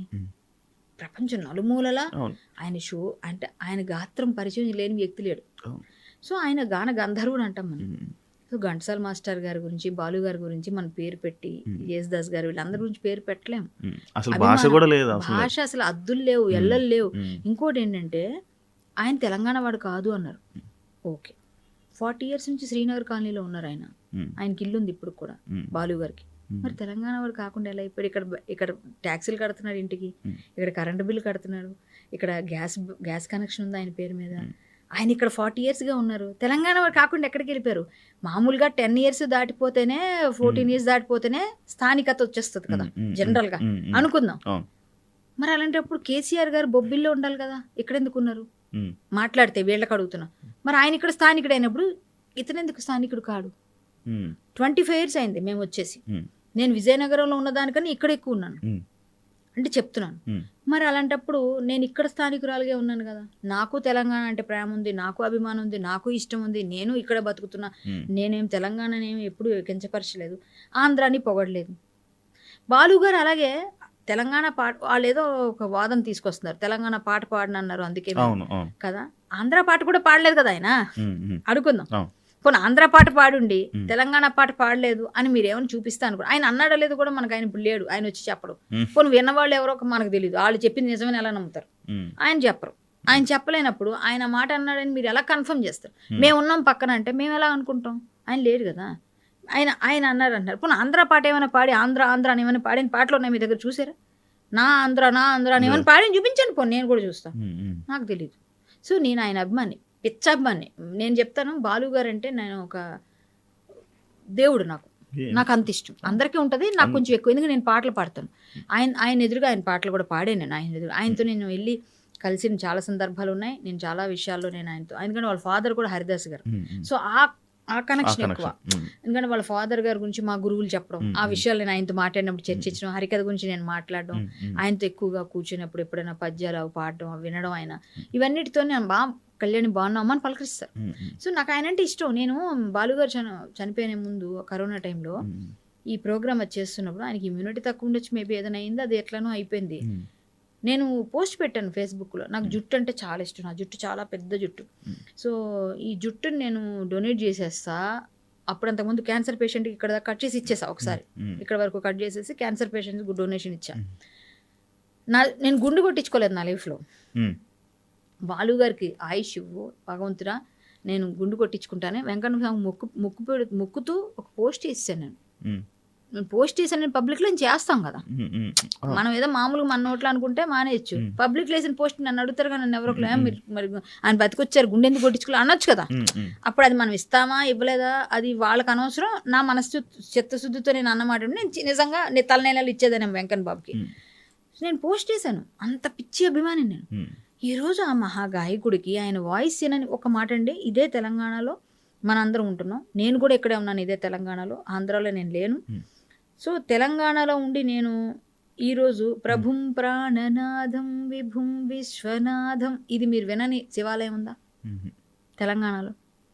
ఏమయ్యా ఓ రామయ్యా నిన్నెట్లా అనే పాట ఒకటి ఉంది, మీకు తెలుసు కదా. అది కూడా బాలుగారి పాటలో, బాలు గారి వాయిస్లో వింటాం. రామాలయంలో ఈ పాటలేను, రామాలయం ఉంటుందా అంటే ఇప్పుడు వేస్తున్నారు లేదు పక్కన పెట్టండి. తెల్లవారి 4 గంటలకి నిద్ర లేపే పాటలు ఇవి. లింగాష్టకం, బ్రహ్మమురారి, ఇవన్నీ మీరు వెయ్యరా? ఇవన్నీ మీరు వాడరా? ఇక్కడ మ్యూజిక్ డైరెక్టర్ ఎవరైనా కానివ్వండి, వాయిస్ ఎవరిది? మ్యూజిక్ డైరెక్టర్తో పాటు వాయిస్ కూడా ఒక కల్చర్ ఉంటేనే కదా అవును. మనం యాడాప్ట్ చేసుకుంటాం. శివది ఒక స్టైలు యాంకరింగ్, కళ్యాణిది ఒక స్టైల్ ఉంటుంది కదా. కానీ ఆ స్టైల్ ఒక్కొక్కరికి ఒకటి నచ్చుతుంది. అవును. మీకు ఒకటి నచ్చుతుంది, నాకు ఒకటి నచ్చుతుంది. సో అలా బాలుగారి స్టైల్ నచ్చిన వాళ్ళకి ఆయన దేవుళ్ళగా కనిపిస్తుంది. బాలసుబ్రహ్మణ్యం గారిని ఆరాధించే వాళ్ళు కొంతమంది జేసుదాస్ గారిని దేవుడని ఆయన గొంతులో ఇప్పుడు హరివరాసనం పాడితే బాలుగారు పాడిన యాక్సెప్ట్ చేయం. ఎందుకు? ఆయన పేటెంట్. ఎవరు? జేసుదాస్ గారు. ఆయనకి అయ్యప్పే పాడించుకుంటాడు అని ఎన్నో స్టోరీలు విన్నాం మనం. సో ఇప్పటికి కూడా ఆయన వెళ్ళి అక్కడ హరివరాసనం పాడుతూ ఉంటారు, తెలుసు కదా. ఆయన క్రిస్టియన్. సో దాన్ని బట్టి అర్థమవుతుంది కదా ఇక్కడ ఎలాంటి భక్తుడికి అన్నమయ్య గాత్రానికి, అన్నమయ్య పదాలకి వెంకటేశ్వర స్వామి దిగొచ్చాడు. ఆ పాటలన్నీ ఎవరు వాయిస్లో వినిపించారు? బాలుగారి వాయిస్లో వినిపించారు కదా. నీకు ఆర్ద్రత కనిపించింది కదా. ఇంత ప్రత్యేకతలున్న ఇంత మహాగాయకుడికి నువ్వు ఇక్కడ పెట్టొద్దు అంటే 40 years నుంచి ఆయన ఇక్కడ ఇల్లు, ఇక్కడ ట్యాక్సులు కట్టాడు తెలంగాణలో, ఇక్కడ ఉన్నాడు ఆయన. సో నువ్వు కట్టొద్దు అనకూడదు. సరే అక్కడ ఏం వివాదం జరిగిందో మాకు తెలియదు, ఏం జరిగిందో తెలియదు, దాన్ని తెలంగాణకి ఆంధ్రాకి ముడిపెట్టకూడదు. ఇప్పుడు తెలంగాణ ఆంధ్ర అని ఏదో ఒక సెంటిమెంటల్గా ఒక మాట అనేస్తే ఇది పెరుగుతుంది అని అమాయక ప్రజలు నమ్ముతారు కదా అని వాళ్ళు ఎవరో చెప్పేస్తే అది తప్పు కదా.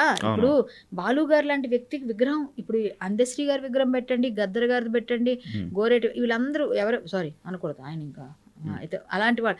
ఈ పాట విషయం గోరెటి వెంకన్న గారితో పాడించుకోవచ్చు కదా, మీరు పాడించలేదు ఎందుకు? మరి జయ జయ జయ హే తెలంగాణ గద్దర్ గారితో పాడించు కదా, పాడించలేదు ఎందుకు? మీరు ఇవన్నీ పాడించుకునే అవకాశం ఉంది కదా, మరి పాడించలేదు కదా. మరి తెలంగాణలో గాయకులు లేరా? సూపర్ గాయకులు ఉన్నారు మాకు, ఇక్కడ మీరు బాలుగారు అవసరం లేదంటే ఓకేనండి, బాలుగారు అవసరం లేదంటే మీరు పాడించుకోకపోవచ్చు. ఇప్పుడు ఆయన లేరు కూడా, పాడరు, అది పక్కన పెడదాం. బాలుగారి వాయిస్ కాకుండా బాలుగారు లాగా అలాంటి గాయకుడిని ఒకసారి తీసుకొస్తే తెలంగాణ కదా, ఆంధ్రాలో కూడా, నేను ఆంధ్రాలో కూడా ఛాలెంజ్ చేస్తాను. తెలంగాణ ఎందుకు, ఆంధ్రాలో కూడా ఇక్కడ ఉన్నారు బోడు మంది గాయకులు ఉన్నారు కదా, అదే వాయిస్ నాకు అలాంటి వాయిస్ని తీసుకొస్తే నేను జీవితంలో పాటలు పాడడం మానేస్తాను. ఒప్పిస్తే ఇమిటేషన్ కాదు, అన్నిట్లో కాదు, పాట పాడతారు అందరూ, దాని భావన అర్థం చేసుకొని వేరే మాడ్యులేషన్స్ ఉంటాయి. కొంతమంది గాయకులు యాజ్ ఇట్ ఈస్ బాలుగారిలో పాడిన వాళ్ళు ఉన్నారు. ఇమిటేషన్ కాదు, ఒరిజినల్ వాయిస్ కావాలి, ఒరిజినాలిటీ కావాలి. మధ్యలో దూడలు అంటారు, కొంచెం కొంచెం పడతా ఉంటాయి, అంటే కొంచెం కొంచెం గ్యాప్స్ వస్తాయి, అవన్నీ రాకుండా పాడగలరా? అలా చేయలేరు. అలాంటి గాయకుడు లేడు, అది ఒప్పుకోవాలి బేషరతుగా. మనం అలాంటి గాయకుడిని మనం అవమానపరచుకోవాలి. ఆయన లేడండి, ఆయన ఆత్మకు శోభిస్తుంది, తప్పు కదా అది. ఇప్పుడు ఆయన లేనప్పుడు మనం ఆయన గురించి ఒక మంచి విషయం చెప్పాలి. కానీ వీలైతే ఏమంటే ఇంకోటి, తెలంగాణలో మన గౌరవం ఎప్పుడు పెరుగుతుందంటే ఒకళ్ళని పొగిడినప్పుడు, తెలంగాణని కదా ఎవరైనా, ఒక గాయకుడినో ఒక గాయకురాలనో ఒక హీరోనో నువ్వు సూపర్ అని పొగిడినప్పుడు నువ్వు నీ స్థాయి పెరుగుతుంది.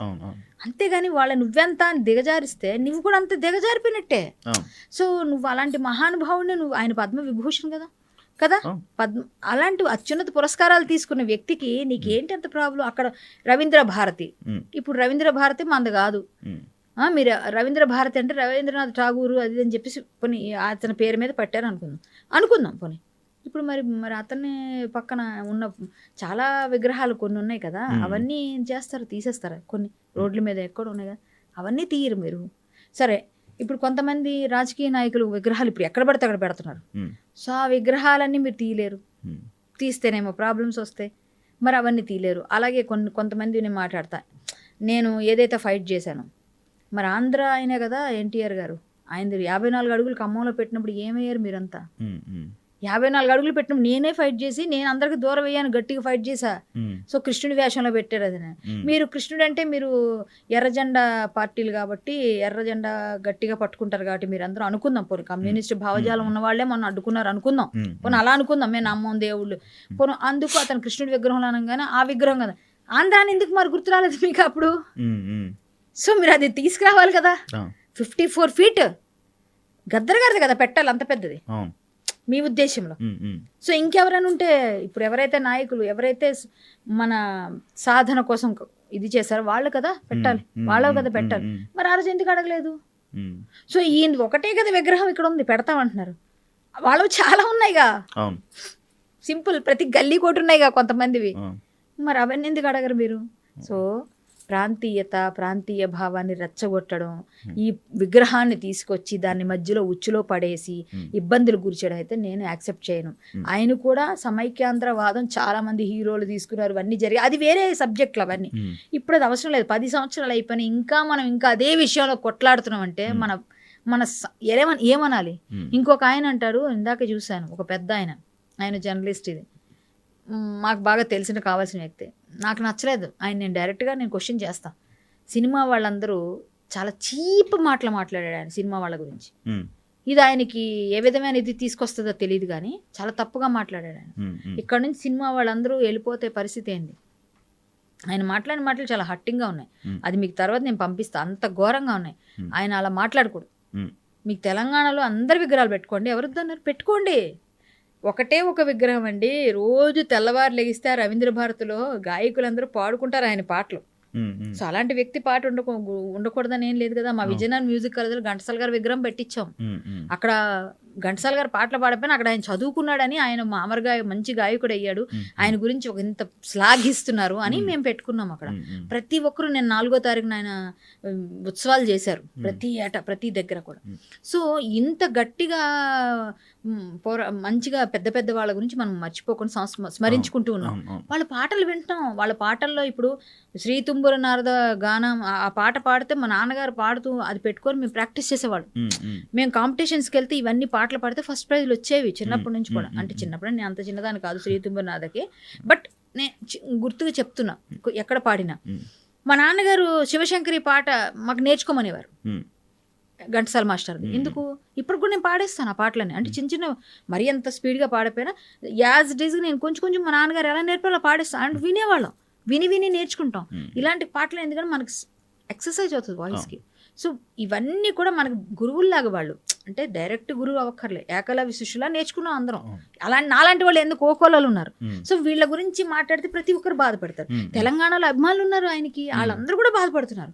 నేను ఫేస్బుక్లో పోస్ట్ పెడితే తిట్టేవాళ్ళు తిడతారు, ఏంటి తెలంగాణ వాదాన్ని తీసుకొస్తున్నారు కానీ తిడుతున్నారు, కానీ తెలంగాణని పక్కన పెట్టాను కాసేపు. ఒక గాయకుడికి ఎల్లలేవు, ఒక కళాకారుడికి ఎక్కడైనా యాక్ట్ చేయొచ్చు, ఎక్కడ మిమ్మల్ని ఎంటర్టైన్ చేయడానికే చేశారు ఇవన్నీ. డబ్బులు తీసుకున్నాడు పాడాడు అంటే తప్పు కదా అది. డబ్బులు తీసుకున్నాడు అని అమ్మ ఇప్పుడు నాన్నని డబ్బులు పెట్టే కొనుక్కుంటుంది, కట్నం ఇచ్చే కొంటుంది. సో అంతే కదా, సింపుల్. కట్నం ఇచ్చి కొంటుంది కదా అని నాన్న ఇప్పుడు మన అమ్మకి సొంతం అయిపోయాడు కాబట్టి కట్నం ఇచ్చాం కాబట్టి నువ్వు పడిండు, కట్నం ఇచ్చే కాబట్టి నీకు మాటకు ఎదురుగా చెప్తానని చెప్పేసి కట్నం ఇచ్చి కాబట్టి మనం ఇప్పుడు ఇలా మాట్లాడే కొడుకులు కూడా పుడుతున్నారు. అలా అనొచ్చు కదా దానికి. మరి కట్నం, మరి అమ్మ డబ్బులు ఇచ్చి కొన్నది నాన్నని. సో మరి ఏంటి దానికి దీనికి కొంచెం ఆలోచిస్తే, అంటే కట్నము డబ్బు విలువ, డబ్బు తీసుకుంటే విలువలు లేవా? డబ్బుకి విలువకి వేరే ఉంది కదా. సో నేను అనేది నా కాన్సెప్ట్ ఏంటంటే అంతే కదా, నేను అర్థం అవ్వాలని చెప్పాను అందరికి. నాన్నని కట్నం ఇచ్చి కొనుక్కున్నాం కదా అని అమ్మ ఇప్పుడు ఇలా మాట్లాడితే ఇలాంటి కొడుకులే పుడతారు, ఇలా అడిగే కొడుకులు. అర్థమైందా? సేమ్ ఇప్పుడు అడుగుతుంది వాళ్ళే. సో డబ్బులు ఇచ్చి పాడాడు కదా, సో అలా అడిగే వాళ్ళు కొడుకులందరూ ఇలాంటి కొడుకులే. అంతే, అంటే ఇలాంటి కొడుకులు పుడుతున్నారు, ప్రశ్నించే కొడుకులు అనేది నా ఉద్దేశం అక్కడ. సో చాలా చాలా తప్పు చేస్తున్నారు ఎవరినైనా సరే. పక్కనే మీరు మొన్న ఎవరైతే తెలంగాణ జాతీయ గీతం రాసిన అందశ్రీ గారు విగ్రహం పెట్టండి, గద్దర్ గారిది పెట్టండి, ఎక్కడో పెట్టారు 1-2 చోట్ల. ఎవరు కించపరచట్లేదు. మేమెవ్వరం కూడా అపోజ్ చేయము దేనికి కూడా, ఎవరు చేయరండి. ఇప్పుడు ఆంధ్రాలో పెట్టండి అంటే చాకల ఐలమ్మ గారిది విజయవాడ నడిబొడ్లో ఉంది. మరి అప్పుడు ఉమ్మడి ఆంధ్రప్రదేశ్గా ఉన్నప్పుడు ఇక్కడ వాళ్ళు కూడా అక్కడ పెట్టారు. విశాఖ బీచ్లో చాలామంది తెలంగాణ వాళ్ళు ఉన్నాయి, అక్కడ చాలా విగ్రహాలు ఉంటాయి. లేవంటారేంటి? ఉన్నాయి ఆల్రెడీ. పెట్టండి అంటే ఇప్పుడు పెట్టండి అంటే పెడతారు. మీరు పెట్టండి, ఒక రిప్రజెంటేషన్ పెట్టండి, పెడతారు. అక్కడ వాళ్ళు ఇక్కడ వాళ్ళు ఎందుకు పెట్టరండి? మనం రెండు తెలుగే మాట్లాడుతున్నాం. తెలుగు ఒకళ్ళు గిలుగొకలు మాట్లాడట్లే, రెండు తెలుగే మాట్లాడుతున్నారు. తెలుగు రాష్ట్రాలు అంటారు. ఆంధ్ర తెలంగాణ పక్కన పెట్టండి. కొంతమందికి వాళ్ళ తాలూకా అంటే ఏదో ప్రాపకండా కోసం ఇట్లాంటివన్నీ చేస్తారు. సో ఆయన అన్నాడట, పక్కనే ఉన్న ఇంకో సింగర్ చెప్తున్నారు, ఆ రోజు విన్న ఆవిడ ఎవరైతే ఉన్నారో సుధాకర్ గారు వచ్చినప్పుడు, ఆయన అంత రెస్పెక్ట్ఫుల్గా ఉంటారో మాకు తెలుసు. ఆయన అస్సలు చాలా రెస్పెక్ట్, చిన్నోళ్ళు కూడా మీరండి ఏమండి బాగున్నారని అలా గౌరవిస్తాడు. ఆ పక్కన అన్నాడంట, ఇలాంటి వాళ్ళతోనే కదా పెట్టుకుంటే మనం ఏం చేసినా బయటికి వెళ్ళేది, మామూలుగా ఎవరో వెళ్ళిపోతున్న అనామకులతో పెట్టుకుంటే ఎవరికి వస్తుందా? ఆ పక్కన సింగర్ నాకు చెప్పారు ఆవిడ. ఆ మాట అంటే ఉద్దేశం ఏంటి? ఏదో ఒకటి చేయాలని, గొడవ పెట్టుకోవాలని, ఏదో విధంగా బయటికి తీసుకురావాలి ఇష్యూ అంటే పెద్దవాళ్ళతో కొంచెం ఏమి నిన్ను డిబేట్ చేయలేని వాళ్ళతో.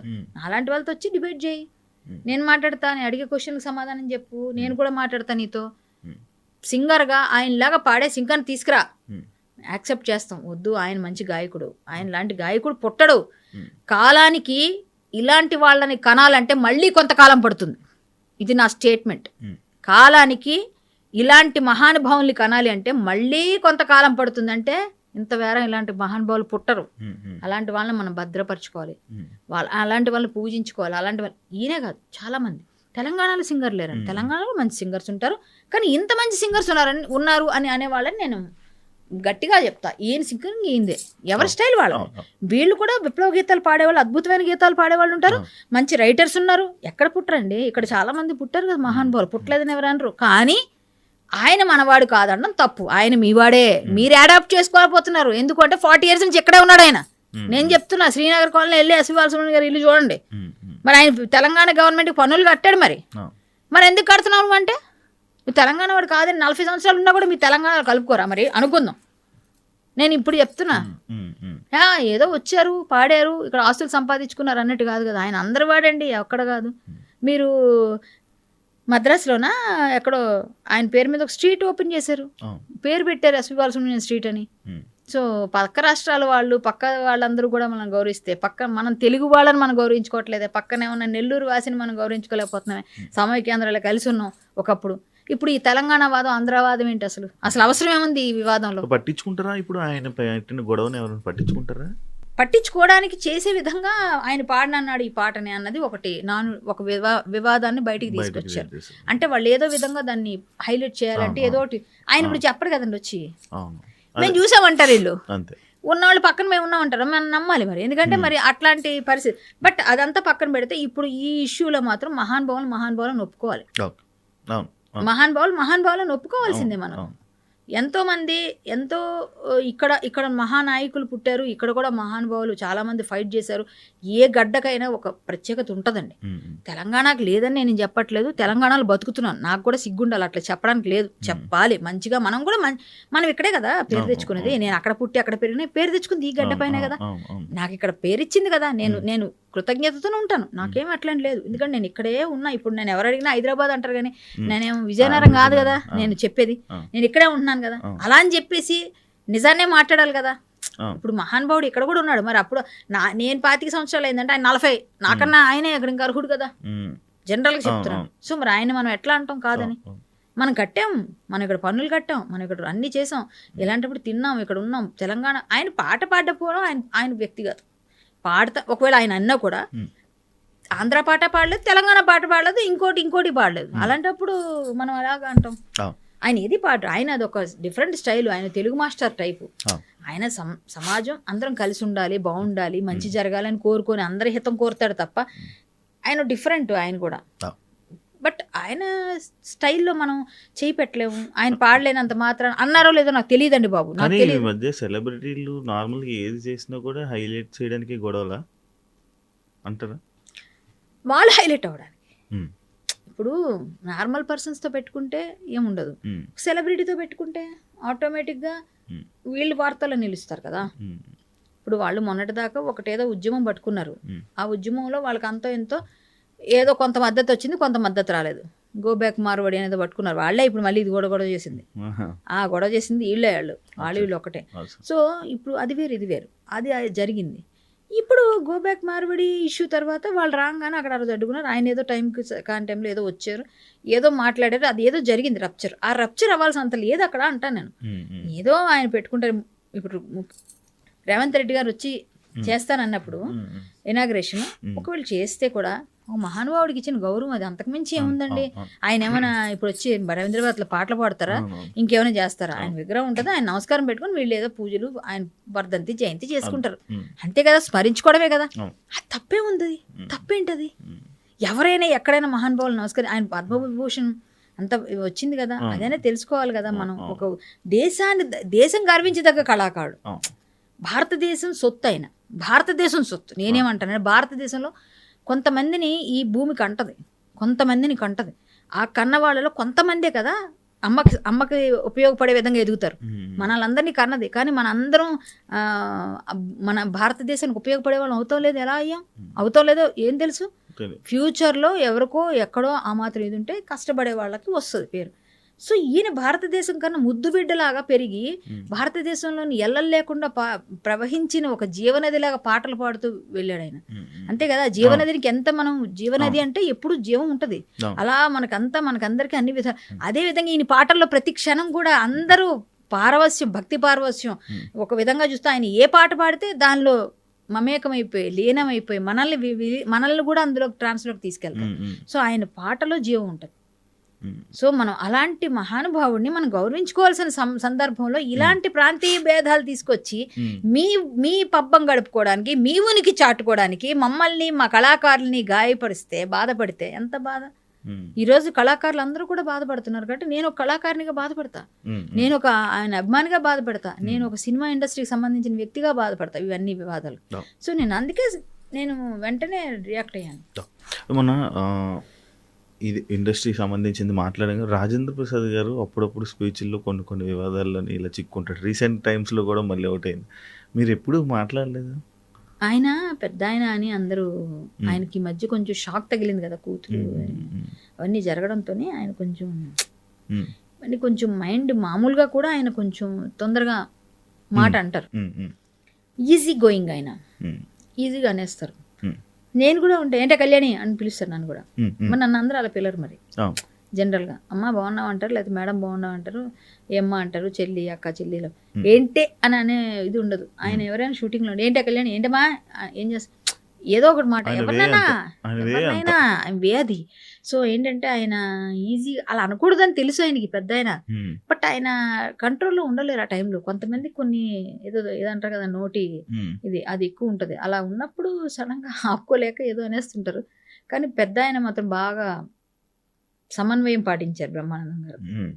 మామూలుగా అయితే ఆయన కూడా గట్టిగా ఇచ్చేస్తారు, ఆయన కూడా గట్టిగా రియాక్ట్ అయిపోతారు. కానీ సమన్వయం పాటించారు. ఎందుకంటే వీళ్ళందరూ ఆయనకి సపోర్ట్ చేశారు ఒకప్పుడు. అంటే బ్రహ్మానందం గారికి వీళ్ళందరూ చేయూతలు ఇచ్చిన వాళ్ళు కాబట్టి ఆ కృతజ్ఞత, మేబీ ఆ భక్తి అన్నీ ఉన్నాయి. కానీ మనసులో బాధపడిన జనాలందరూ తిట్టేస్తున్నారు కదా, ఈయన బదులు వాళ్ళు తిట్టేస్తున్నారు.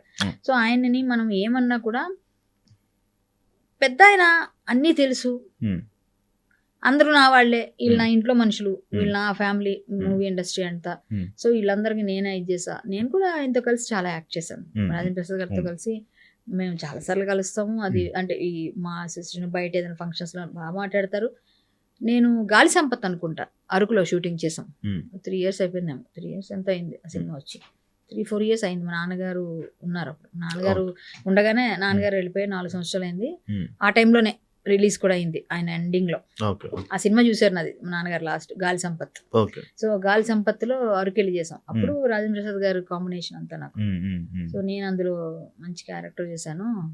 శ్రీ విష్ణు హీరో, అది అనిల్ రావుపూడి గారు డైరెక్టర్.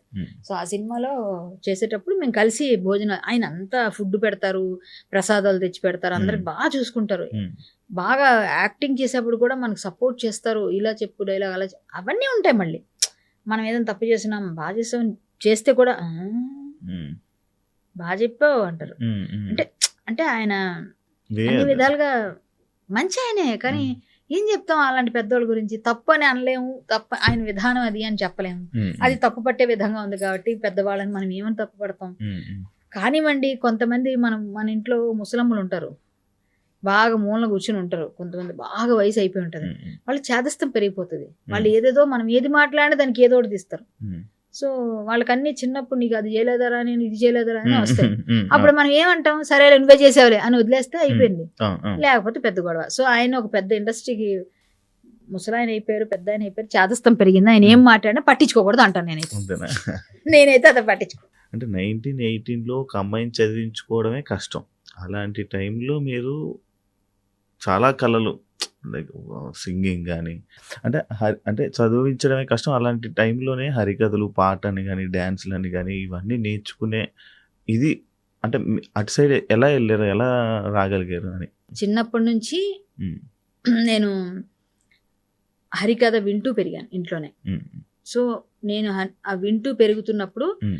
నాన్నగారు హరికథ నాకు చిన్నప్పటి నుంచి మ్మ్. మా నాన్నగారు మృదంగం వాయించడం, మృదంగం ఆల్ ఇండియా రేడియో మృదంగ విద్వాన్ ఆయన. మ్మ్. పెద్ద పెద్ద హరిదాసులకి, అప్పుడున్న పెద్ద పెద్ద హరిదాసులకి నాన్నగారు మృదంగిస్ట్. మ్మ్. ఇప్పుడు పద్మశ్రీ వచ్చి మొన్న కాలం చేశారు ఒక ఆయన, మ్మ్. ఆయనకు కూడా ఎన్నో వేల కథలు నాన్నగారు మ్మ్. నాన్నగారు చాలా పెద్ద మృదంగిస్ట్. అవును. అంటే వాళ్ళందరి దృష్టిలో నాన్నగారు ఉంటే ఏదన్నా మ్మ్. ముందుకెళ్ళిపోద్ది అన్నంత మంచి పేరు నాన్నగారు. మ్మ్. మ్మ్. చాలా టాలెంటెడ్, మ్మ్. మంచి గాత్రం, ఘంటసాల గారి గాత్రంలో ఉంటుంది నాన్నగారు. మ్మ్. అందుకే ఆయన అలా పాడేవారు ఘంటసాల గారి పట్ల, మేము కూడా నేర్చుకునేవాడు. మ్మ్. సో తమ్ముడు నేను ఇద్దరం చాలా చిన్నోళ్ళం. మ్మ్.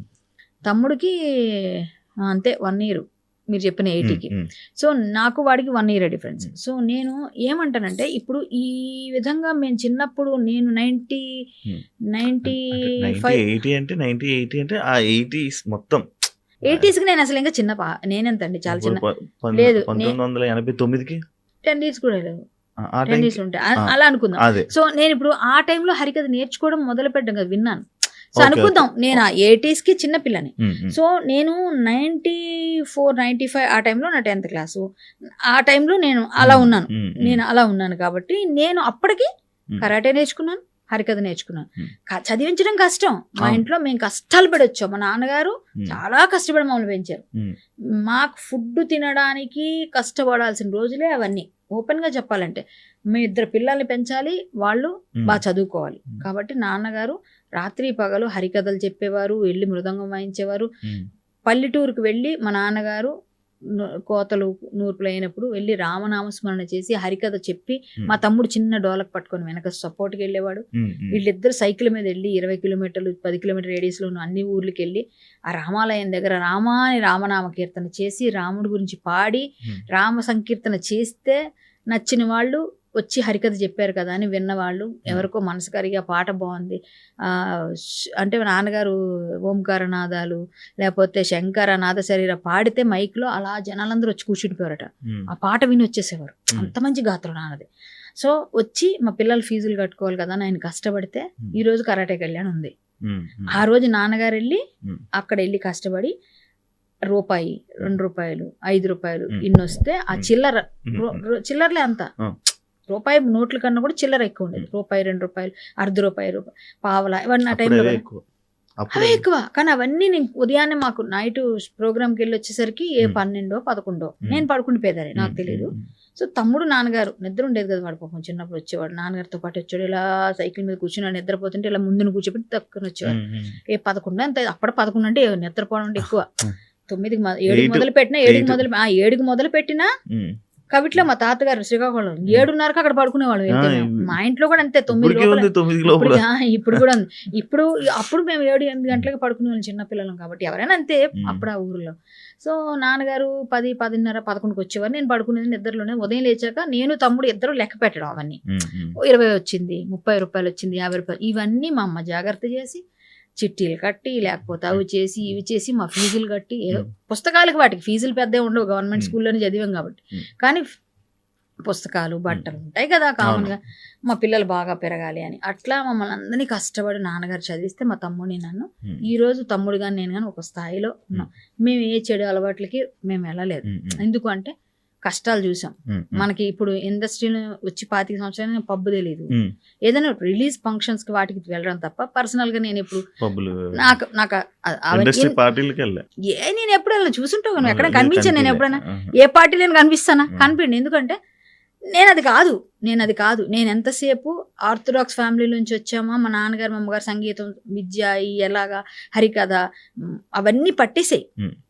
మన సంప్రదాయం వీటితోనే ఉన్నానేమో. నేను అలాగే నాకు చిన్న చిన్న ఇండస్ట్రీకి వచ్చాక అనిపిస్తుంటాయి. కానీ ఏ రోజు మనం విచిత్రమైన పోకళ్ళకి పోకుండా ఇప్పటివరకు అలాగే 25 years లో నేను ఇలాగే ఉన్నాను.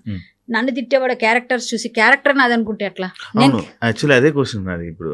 అంటే మీరు ఇంత మంచి ఫ్యామిలీ నుంచి వచ్చి అంటే సినిమా ఇండస్ట్రీలో ఇలాంటి క్యారెక్టర్స్ వేయడం ఏంటి కళ్యాణి గారు అని అంటే కరెక్టే. నేను వచ్చినప్పుడు నా వెనక ఎవరు లేరు, నాకు బ్యాక్ బోన్ ఎవరు లేరు. నేను వచ్చినప్పుడు నన్ను విజయనగరం నుంచి విచిత్రంగా వచ్చాను. నేను ఎట్లా అంటే నేను సింగర్ అవుదాం అనుకున్నాను. అక్కడ నేను పాటలు పాడుతున్నప్పుడే చూసిన ఒక వ్యక్తి, సీనియర్ జర్నలిస్ట్ అంటారు. అవును, పేర్లు చెప్పను నేను. సో ఓ జర్నలిస్ట్ చూసి ఆయన నన్ను నువ్వు ఇక్కడ కన్నా అక్కడే ఉండాలి హైదరాబాద్లో అని చెప్పి వాళ్ళ బావగారికి చెప్పి ఆయనకి చెప్పి ఇలా ఒక అమ్మాయి బాగుంది. అప్పుడు నేను చాలా బాగుండేదని. సో అప్పుడు సన్నగా స్లిమ్గా హీరోయిన్ మెటీరియల్లా ఉండేదాన్ని. సో చూసిన వాళ్ళు నాకు పెద్ద లైన్ ఫాలోయింగే ఇప్పటికీ ఉంది అప్పటికీ ఉంది, అది వదిలే కానీ. సో అప్పుడు బాగా చిన్నప్పుడు ఉండే ఇది వేరుంటుంది కదా, వాళ్ళందరూ భలే పాడుతుంది ఈ అమ్మాయి, బాగా మాట్లాడుతుంది, యాంకరింగ్ చేస్తుంది అని అట్లా టైంలో ఆయన అడిగితే నాకు ఇంట్రెస్ట్ లేదు. ఫస్ట్ నాకు 16 years ఉన్నప్పుడు ఒక ఆయన అడిగారు నాటకాలు, ఆయన మా విజయనగరంలో. కానీ అమ్మో విజయనగరం నుంచి హైదరాబాద్ ఎవరు లేరు తెలియదు, మేము రావనేసాం. మా నాన్నగారు కూడా పంపించిన వేశారు. సో నేను అప్పుడే 16 సంవత్సరాలు అప్పుడు రాలేకపోయాను. కొంచెం 18, 19 వచ్చినప్పుడు ఈయన వచ్చాడు.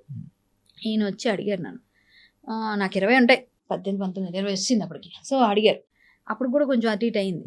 అయిన తర్వాత ఇంకా 21 పడుతున్నాయి. అప్పుడు ఈయన వచ్చి అడిగారు అనమాట, రావాలి మీరు, మంచి క్యారెక్టర్ ఉందంట. అంటే ఒకసారి వెళ్ళు, మా మామయ్య మా అత్త అందరూ అన్నారు, వెళ్ళు, అమ్మ నాన్నలు కూడా, నచ్చకపోతే వెనక్కి వచ్చే మన హరికథలు ఉన్నాయి. అప్పటికి నేను కరాటే టీచర్ని గురుకుల పాఠశాలలో. నేను బ్లాక్ బెల్ట్ కదా, నేను నేషనల్ 4 times గోల్డ్ మెడల్స్ వచ్చాయి అప్పటికి నాకు. సో కరాటే గురుకుల పాఠశాలలో నెల్లిమర్ల అనే ఊరు దగ్గర, నీకు తెలిసి ఉంటుంది నెల్లిమర్ల, ఆ ఊర్లో నేను గురుకుల పాఠశాల 200 మంది అమ్మాయిలకి క్లాసెస్ చెప్పేదాన్ని కరాటే. సో నేను వెళ్తుండేదాన్ని. సో క్లాసెస్ బయట కూడా చాలా చెప్తున్నాను, బాగానే డబ్బులు నెలకి 100 రూపాయలు కట్టిన వాళ్ళు మాకు బాగానే వచ్చేది. నాకు ఒక అప్పట్లో 5-6 వేలు సంపాదించేది ఊళ్ళో బాగా. ఇంకా నాకు బండి కూడా నేను కొనుక్కున్నాను. అంటే చెప్తున్నాను బాగా, నేను కరాటే టీచర్ని కదా, 200 మంది చెప్తున్నాము, అందులో మా మాస్టర్కి ఇచ్చేసిన కొంచెం నాకు వచ్చేది. నెక్స్ట్ హరికథ ఆర్కెస్ట్రా పాటలు పాడేదాన్ని సినిమాలు, నేను రోషన్ లాల్ ఆర్కెస్ట్రా అవన్నీ పాడేదాన్ని. సో నాకు డబ్బులు నేను ఎర్న్ చేస్తున్నాను, చిన్నప్పటి నుంచి ఎర్న్ చేస్తున్నాను. నాకు చేతిలో డబ్బులు ఉన్నాయి. నాన్నగారికి నేను ఎప్పుడూ చన్నీళ్ళు వేణీళ్ళగా నేను ఒక 13 years, నాకు 13 years ఉన్నప్పటి నుంచి నాన్నగారికి నేను ఎర్నింగ్స్ చేసి ఇస్తున్నాను హరికథ చెప్తున్నాను కదా. అప్పటి నుంచి నాన్నకి నేను పెద్ద కూతురు కాదు, కొడుకులాగే అలా ఉండేదాన్ని. కాబట్టి నేను ఎప్పుడైతే అందొచ్చినా బాగానే సెట్ అవుతున్నాం. సో అప్పులు తీరుతున్నాయి, 2 నెలల కట్టుకున్నాం. గవర్నమెంట్ స్కీమ్స్ కూడా ప్రోగ్రామ్స్ నాకు వచ్చాయి. ఈ అక్షర విజయం అలాంటిది హరికథలు పథకాల మీద చెప్పడం, అది కూడా నేను సెలెక్ట్ అయ్యాను. గవర్నమెంట్ నెలకి 4500 ఇచ్చేవారు, 8 ప్రోగ్రామ్స్ ఎన్నో చేసేవాళ్ళం. నాన్నగారికి నాకు ఇద్దరికి వచ్చి 9000 వచ్చేది. అప్పుడు బోల్డ్ డబ్బులు అవి 9000 అంటే. సో ఆ టైంలో నేను చాలా అన్ని విధాలుగా సెట్ అయ్యాను. సో అప్పుడు కొంచెం డబ్బులు బాగానే ఉన్నాయి కదా, ఎందుకు అక్కడికి అన్నట్టు అన్నారు. అంటే వస్తున్నాయి కదా, ఇప్పుడిప్పుడు సెట్ అవుతున్నాం కదమ్మా అంటే, కష్టాలు ఉన్నాయి, అప్పులు ఉన్నాయి కొన్ని, కానీ నాకు కూడా అమ్మ కొంచెం ఫోన్లో సినిమాల్లో ఎందుకు అడిగారు ఆయన, చూద్దాం. నాకు జాతకంలో చెప్పారు మీ అమ్మ ఇండస్ట్రీకి వెళ్తుంది. నేనేంటి విజయనగరంలో పుట్టాను, నేను అక్కడ హైదరాబాద్ వెళ్ళి చిరంజీవి గారి సినిమాలు, బాలకృష్ణ గారు, బ్రహ్మానంద గారి సినిమాలు అన్ని మాకు శుక్రవారం కమ్యూనిటీ హాల్ దగ్గర వేస్తే ఇలా చూసేవాళ్ళం మేము. చిత్రలహరి అవన్నీ కుర్చీలు వేసుకొని కొట్టుకొని కూర్చునేవాళ్ళం. చిత్రలహరికి చైర్ వేసుకొని మేమందరం ముందే ఆక్యుపై చేసుకుని ఫ్రంట్ రోలో మాకు టీవీ కనిపించాలి, టీవీ పెట్టేవారు, 1 India టీవీ డోర్లది చిన్నప్పుడు. సో అవన్నీ చూడడానికి మా ఇంట్లో టీవీ కూడా ఉండేది కదా ఆ టైంలో. సో పక్కింట్లో చూసేవాళ్ళం, లేకపోతే కమ్యూనిటీ హాల్ దగ్గర రోజు చిత్రలహరి శుక్రవారం ఇప్పుడు వస్తుంది సాయంత్రం, ఆ టైంలో చూసేవాళ్ళం. ఈ హనుమాను లేకపోతే మహాభారతం అన్ని వచ్చేవి, చూసేవాళ్ళం. అంటే జంగిల్ బుక్ అని ఇలాంటివి. సో ఆ టైంలో నేను వెళ్ళి చూసినప్పుడు కూడా మా వాళ్ళందరికీ ఏంటంటే, సరే వీళ్ళందరూ ఇక్కడ చూడడమే మనకు అలవాటైపోయింది, వాళ్ళని ఎదురుగా చూస్తే ఎలా ఉంటుంది అని ఒక ఫీల్ ఉండేది నాకు ఆ ఫీల్ ఉండేది. సో సరే అయితే నేను కూడా వెళ్ళమంటున్నారు కదా, నేను ధైర్యం చేశాను. ఆల్రెడీ మన కరాటేకి బరాబర్ అంటాడు, ఏమనంటే నేను పీకేద్దాం అని ఫీలింగ్ ఉంటుంది. అలాంటి ఫీలింగ్లో నేను కూడా ధైర్యంగానే వచ్చాను. ఫస్ట్ టైం ఆయన తీసుకొని వచ్చారు ట్రైన్లో, వాళ్ళ బావగారు జర్నలిస్ట్, వాళ్ళ బావగారు తీసుకొచ్చిన తర్వాత వాళ్ళ ఇంటికి తీసుకెళ్ళారు. మధ్యాహ్నం ఏదో కొంచెం భోజనం చేశాను, వాళ్ళిద్దరు డిస్కషన్ అవుతుంది రూమ్లో, నేను బయట ఉన్నా. అందంగా ఉన్న అమ్మాయిని తీసుకొని ఇక్కడికి వచ్చి గుదిబండలా పెట్టుకుంటారు, మీకు కూతుర్లు ఉంచుకొని ఇట్లా చేస్తే, ఆ పిల్ల ఏదైనా చేంజ్ చేస్తే, ఏదైనా ప్రాబ్లమ్స్ వస్తే ఎవరు రెస్పాన్సిబిలిటీ, వాళ్ళ అమ్మ నాన్నలు ఎవరు అంటారు, అదే సహజంగా, అది మనం తప్పు పడ్డానికి లేదు, వాళ్ళ ఇంట్లో గొడవ అవుతుంది. సో ఆయన కొంచెం వైఫ్కి గౌరవించి నాకు చెప్పారు, అమ్మ నేను వేరే దగ్గర పెడతా ఫ్రెండ్ ఇంట్లో, నువ్వు అక్కడ ఉండాలి, ఇక్కడ కష్టం అవుతుంది మన ఇంట్లో, పిల్లలంతా వచ్చి చదువుకునే ఇది కదా, మనం అటు ఇటు లేటుగా వచ్చినా ఇక్కడ అవ్వదు, అదే ఏదో చెప్పాడు. సరే అంకుల్ అన్న. నన్ను తీసుకెళ్ళి ఒక పెద్ద ఆయన దగ్గర కూర్చోబెట్టి వాళ్ళ దగ్గర మాట్లాడిచ్చాడు. ఆ పెద్ద ఆయన కూడా సినిమా ఇండస్ట్రీ, ఆయన చూసి నేను బాబరే ఉన్నాడు, అయినా ఆ సినిమాలో వేరే ఉంటాడమ్మో అని ఆయన అనుకున్నాను. మాట్లాడాను. తర్వాత కొన్ని 2 రోజులు, అప్పుడు వరదలు ఇక్కడ హైదరాబాద్లో కొట్టుకెళ్ళిపోతుంది. 2000 అప్పుడు ఎప్పుడు వరదలు వచ్చా అప్పుడే నేను వచ్చా, ఆగస్ట్ టైం అనుకుంటా, జూలై ఆగస్ట్ టైంలో. సో మొత్తం అన్నీ కొట్టుకెళ్ళిపోతున్న టైంలో కార్లు అన్నీ వెళ్ళిపోతున్నాయి, నేను కూడా ఉన్నాను అక్కడే ఆ టైంలో. ఆయన నన్ను ముందు 2 రోజులు బాగానే మాట్లాడాడు. మాట్లాడి 3వ రోజు నీకు నేను బాండ్ రాస్తావా 1 year అని అడిగాడు నన్ను. 1 year బాండ్ రాస్తే నీకు నేను నెలకి ఇంతని ఇస్తాను, నీ అప్పులు తీరిపోతే మీ అమ్మ వాళ్ళకని నువ్వు ఇక్కడే సెటిల్ అయిపోవచ్చు అన్నాడు. నేను అప్పుడు బాండ్ అనగానే ఇంటికి ఫోన్ చేసి పీపీ నెంబర్తో ఇంటికి ల్యాండ్లైన్ ఉండేది, ల్యాండ్లైన్కి ఫోన్ చేసి చెప్తే నో బాండ్ గిన్నెలు రాయకూడదు, అమ్మో నువ్వు ఆడపిల్లవి ఏమవుతుందో తెలీదు, నువ్వు అక్కడ తెలియని ఊరికి వెళ్ళావు, అలాంటివి ఏం చేయకని మా మామయ్య ఒక ఆయన పంపించి తీసుకొచ్చేసి అని చెప్పి పంపించారు. ఆ టైం కూడా ఇవ్వట్లేదు, నువ్వు చెప్పకపోతే ఈరోజు వెళ్ళిపో నువ్వు అంటున్నాడు. రేపు ఉదయం వస్తారు అనేసి రేపు ఉదయం వచ్చేదాకా ఉంటానని చెప్పి మెల్లగా ఉండి రేపు ఉదయం రాగానే వర్షంలోనే తడుచుకుంటూ మేము వెళ్ళిపోయాం బయటికి. రాయము మేము బాండ్ అని. వెళ్ళిపోండి మరి ఖాళీ చేసిన రూమ్ అన్నాడు. ఇప్పుడు ఆయన తీసుకొచ్చిన ఆయన వదిలేసాడు, ఈయనే పంపించాడు. ఏం చేయాలి నేను? అప్పటికి ఆ 2-3 రోజుల్లో ఈయన చేసిన హెల్ప్ ఏమైనా ఉందంటే పద్మాలయ స్టూడియో చూపించాడు, రామానాయుడు స్టూడియో చూపించాడు, ఇక్కడే ఈ 2 సారథి స్టూడియో చూపించాడు. ఈ 3 స్టూడియోలు తీసుకు తిప్పాడు. నేను ఆ 3 స్టూడియోలకు వెళ్ళినప్పుడు పద్మాలయ స్టూడియోలో నిర్మల్ గారు ఏదో విజయ నిర్మల్ గారు ఏదో ఒక సీరియల్ చేస్తున్నారు జీకి, వినాయక విజయం లాంటిది ఏదో అదొకటి, ప్లస్ ఈ అశోక్ కుమార్ గారు మహాకవి కాళిదాస్ దూరదర్శన్ చేస్తున్నారు, అందులో రాజనర్తకి క్యారెక్టర్ వెతుకుతున్నారు, అంటే సెకండ్ హీరోయిన్. శిల్ప గారు హీరోయిన్, ఆయన హీరో. నాగేశ్వరరావు గారు చేసిన మహాకవి కాళిదాస్ అదే నారదరేశ్వర అశోక్ కుమార్ గారు ఆయన. సో నేను వెళ్ళి 2 రోజులు వీళ్ళిద్దరు ముగ్గురిని కలిపాడు ఆయన. అమ్మాయి పనికి వస్తుందని ఆయనకి నమ్మకం, ఆయన నమ్మకం. నేను ఎలాగా నన్ను చూసి కూడా వాళ్ళు నాకు పాట పాడమంటే నేను వెంటనే తడుపుకోకుండా ఏ పాట కావాలండి ఎలాంటి పాట కావాలని పాట పాడిన వాళ్ళు అడిగినట్టు కాకుండా అన్ని ఏది అడిగితే పాడేస్తున్నాను. చాలా టాలెంటెడ్ ఉంది ఈమె అన్నారు. డైలాగ్ ఏది ఇస్తే చెప్పేస్తున్నాను, ఎందుకంటే పెద్ద పెద్ద డైలాగ్ చెప్తాం హరికథలో, మేము పెద్ద పెద్ద పాటలు పాడతాం. ఇదంతా డైలాగులు ఇంత మనకేం అనిపించలేదు అసలు, టఫాటఫా చెప్పేసాం. అప్పటికే మన నాటకాలు కొంచెం అనుభవాలు ఉన్నాయి, కొంచెం అన్ని విధాలు స్టేజ్ పర్ఫార్మెన్స్ చేస్తాను కాబట్టి నాకు ఈజీ అయిపోయింది ఇవన్నీ. నాకేం పీనట్స్ లాగా అనిపించింది. సో వాళ్ళు వాళ్ళకి అందరికీ చెప్పలేరు కొంతమంది కదా, ఏమీ బాగా చెప్తుంది అన్ని విధాలుగానే. ఆయన నాకు డాన్స్ వచ్చా అని అడిగారు, చెప్తే చేసేస్తానండి అన్నాను. సరే అయితే నీకు ఎవరైనా డాన్స్ టీచర్ తెలుసానా? తెలుసండి, మా సీనియర్ ఒక ఆవిడ ఉన్నారు ఇక్కడ దూరదర్శన్లో, అలా ఆయన పని చేస్తారు నా రామంతపూర్, ఆవిడని అడుగు, ఆవిడ కానీ ఓకే అంటే నీకు రాజనర్తకి క్యారెక్టర్ ఇస్తాను, నువ్వు డాన్స్ కూడా చేయాలన్నారు. సరేనండి అన్న అనేసి ఆవిడని ఒప్పించేశాను. ఈయన రాజనర్తకి క్యారెక్టర్ ఇచ్చారు. ఈ 2-3 రోజుల్లో ఏంటి నాకు 2-3 సినిమా చిన్న చిన్న మన క్యారెక్టర్స్ యాక్సెప్ట్ చేసేసారు. ఎవరు మన అప్పుడు గోవింద్ గారిని ఒక మేనేజర్ ఉండేవాడు, ఇప్పుడు లేడు, ఆయన చనిపోయాడు పద్మాలయలో. ఆయన కూడా నాకు క్యారెక్టర్ అది చేశాడు. కొన్ని చాలా పెద్ద పెద్ద స్టోరీస్ ఉన్నాయి, చాలా ట్రై చేశాను, దొరికే ఒకటండి. సో నాకు నమ్మకం వచ్చింది నా మీద, నాకు నేను చేయగలను, నాకు వస్తాయని. నేను అప్పుడు మా చుట్టాల మా అక్క ఉంటుంది, మా మామయ్య భార్య, వాళ్ళకి తెలిసిన చుట్టాలు ఉంటే తార్నాకాలు, వాళ్ళకి చేసి ఫోన్ చేసి నాకు ప్లేస్ ఎక్కడైనా ఉండడానికి ఇప్పించండి, నేను ఇక్కడ నుంచి కష్టపడి ట్రై చేసుకుంటానంటే ఎక్కడ దొరకలేదు. తార్నాకాలు వాళ్ళకు చుట్టాలు వాళ్ళు ఉండేది. సో అక్కడ వాళ్ళ ఇంటి దగ్గరలోనే, మనకు తెలిసిన ఉండాలి కదా ఒకళ్ళని, వాళ్ళ ఇంటి దగ్గరలో 600 రూమ్ రెంట్లో ఒక సింగిల్ రూమ్, చిన్న రూమ్, ఇందులో సగం ఉంటుంది. ఆ రూమ్లో నాకు రూమ్ ఇచ్చారు. ఆ 600 రూమ్కి తెల్లవారి లేచి ఇల్లంతా కల్లాపు జల్లి ముగ్గు పెట్టి అన్ని చేసి వెళ్ళాలి, నెలకు ఒకరు పెట్టాలి. ఫస్ట్ 10 రోజుల్లోనే నాకు నెలకు వాటా ఇచ్చేసారు. ఆ 10 రోజుల నుంచి నాకు ఉదయం 5 గంటలు లేచి కల్లాపేసి ముగ్గులేసి అన్ని చేసి 6 గంటలకు నేను స్టూడియోలో ఉండాలి. కష్టపడి అలాగే వచ్చి మొత్తం తిరిగాను. 1 year అయితే కష్టపడ్డాను నేను.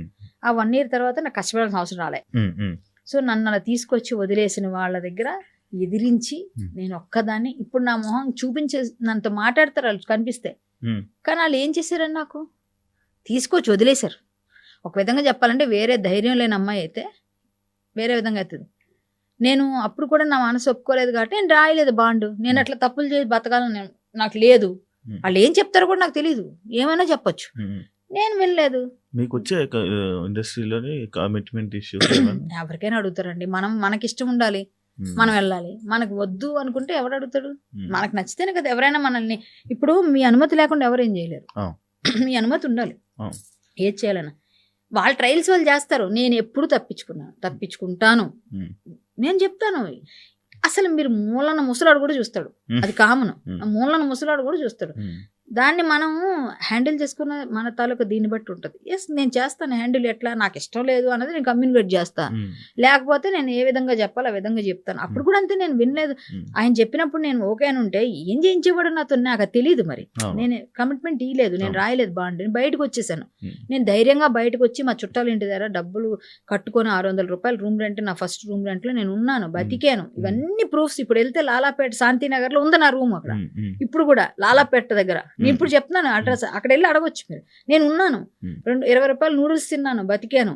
నేను ఏ రోజు నాకు తిండి కూడా లేకుండా పడుకున్న రోజులు నాకు తెలుసు. ఎందుకంటే నాకు డబ్బులు తక్కువ. 300 రూపాయలకి జంగిల్స్ పాడాను, 300 రూపాయలకి డబ్బింగ్లు చెప్పాను, 600 రూపాయలకి ఆర్కెస్ట్రాలో 1000 రూపాయలకి పాటలు పాడాను.